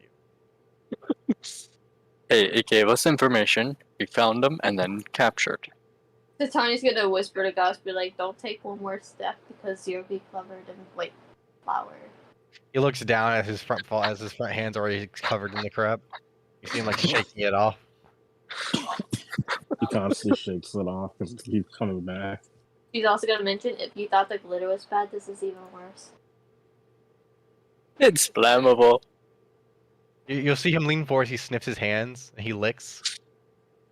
Tastes like nothing. It's flour. Yeah. Rook is gonna go to the inn and ask if there's a way that he can get dusted down. Yeah, it's called the bucket out back. I don't want water. He'll just turn into fucking dough. I You're say, taking a proper bath. turn it off of you. Someone who's willing to dust him off. Let's see here. Back at the tavern, then. Goss leaves with. So Sonny and Goss return back to the Back to the stables. Yeah. All right. She'd be like, you're stone still. The levels of misadventures and Aaron's just been chilling in his inn room. Hearing this shit through the fucking radio. That's probably the most silliest part. Is Aaron's trying to sit down and document some very important stuff, and this thing And is Will's still trying to going fucking on. sleep. I feel like Aaron probably heard the Will just throwing the thing at the fucking wall. Probably. But I'll be honest, Satania needs more misadventures like this. I believe in you. You can speak. No, I can't. Not whenever I have to say Satania's name. It trips me up. Don't worry, it's all Rook's fault. It is all Maniacal laughter. Yeah. At one point, Aaron will say to Aaron, "Hey, Aaron. Also, if you're gonna go to the Arcanum, radio ahead and ask them if they've cleaned up the flower." I'm not asking that question. Say over the whisper sound, be like, yeah, he kind of dumped 3 bags of flour on the floor, Or walls. So all of the bookshelves. basically over everything that he possibly. The place is a mess. If Screams of anguish. Rook could reach it, he put flour on it.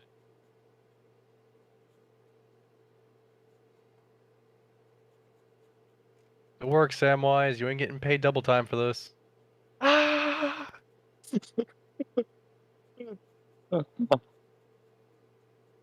In a single day, you have made one man's life a living hell for the next, like, 4 days.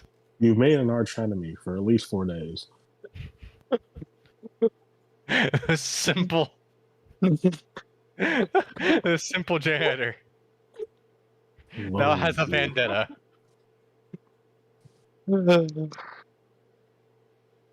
Because Also, of Rook has flour. found a cheeky way of entering. Please don't enter through the chimney again. Or if No, you do, Rook make only sure there's a, exited. if you do, make sure there's a fire lit before.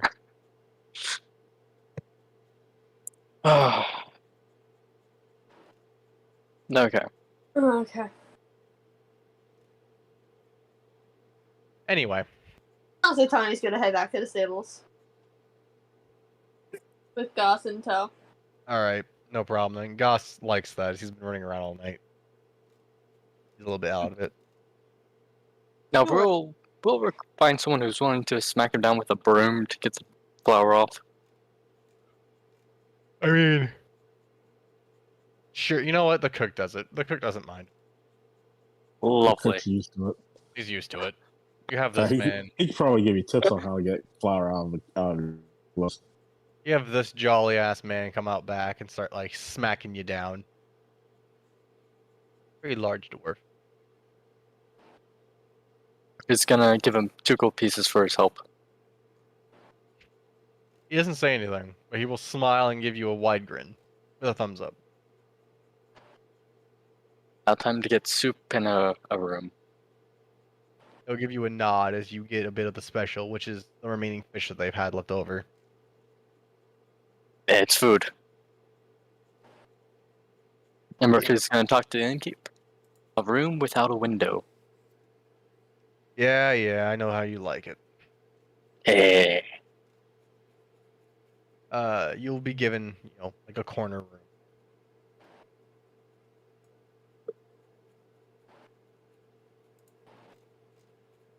Anyway, so shall we call it a night, or does anyone want to do anything else?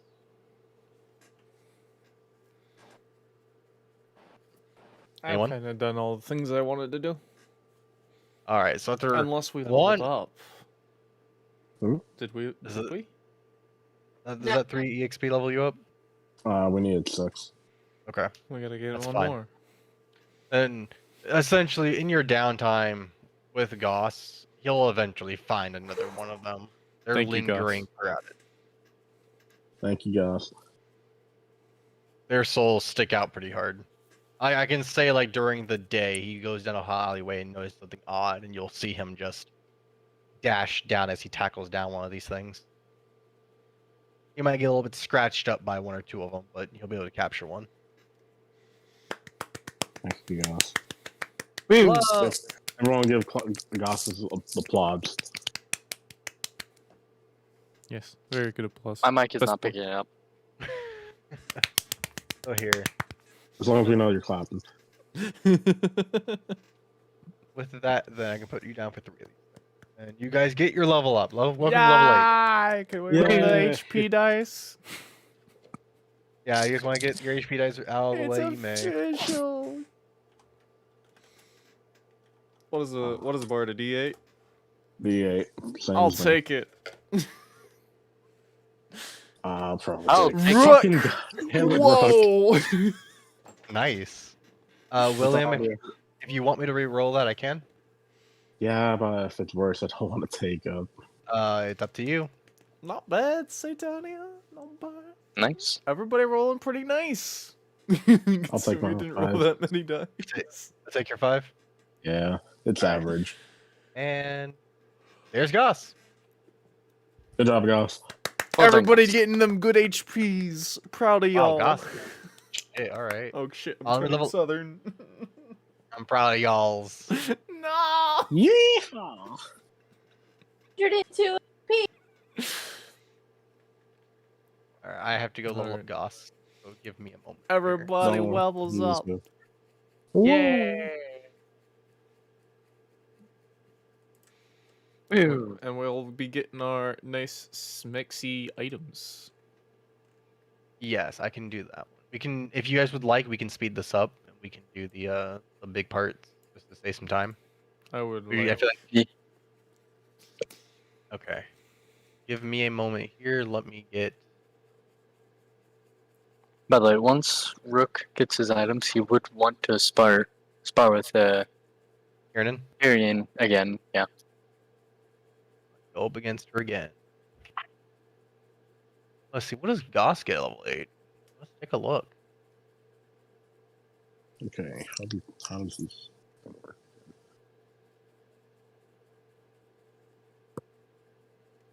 So that's 16. And times it by 2. We need 16 more points for the next level up.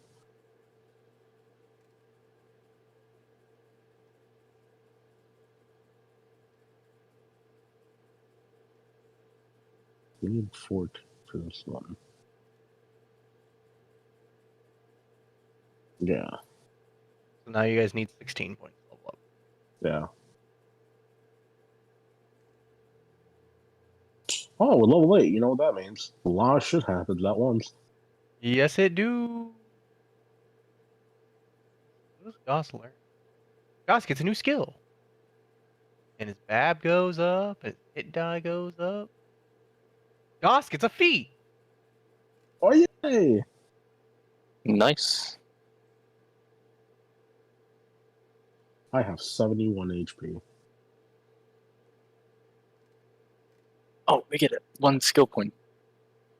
I mean, 1 ability point. Oh, Yep, we get an ability point. Yep, and yep, there's an ability point. So let's see. Does natural armor go up yet? No. Dex is the same. Bonus strength is the same. So he gets. I get an extra attack. Huzzah, I finally have a battle 6. All that. What are his defenses? Defenses change? Nope. 5 across the board.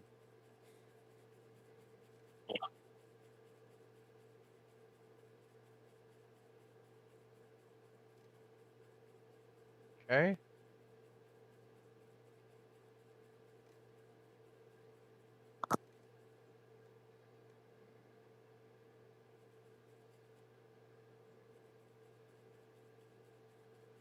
So he now gets 1 more ability. If anyone knows any good feats or traits that you would like me to suggest to give to Goss, you may. what attack? Weapon focused claws. He actually has a could get that. He has improved natural armor, improved grapple, ability focus, soldiering, and blind fight. Scorpion style. I don't think I teach him that. Does an improved ability give him better DC? Yeah, it's the ability focus. Yeah. Yeah, that's what increases his AC to or his DC to 19. Mhm. Which actually, that goes up as well. That's now a DC 20. Yay! Oof, that's not a DC 20. I guess that should become kind of dangerous and freaky.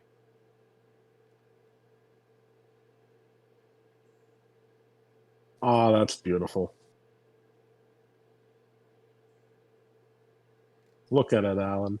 That's a Look at it. 15. That's a 15 you just rolled. Ugh, that's disgusting. It's what Rook can do.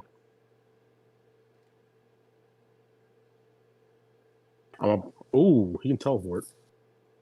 Are we doing the retraining as well for this? Yeah, I just added into this one. I'm gonna speed up all of that.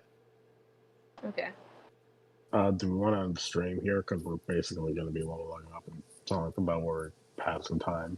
Up to Matt. What's up to me? Sorry, I missed that because of my music. We're asking, do we want to pause the stream here while we do the level up? just end it. Sure. Because it is already like 11. It is already 11. I Level can up's actually taking a end it while. if we want. Yeah, well, you know what, this is a good place to end it. We're Okay. on the level up.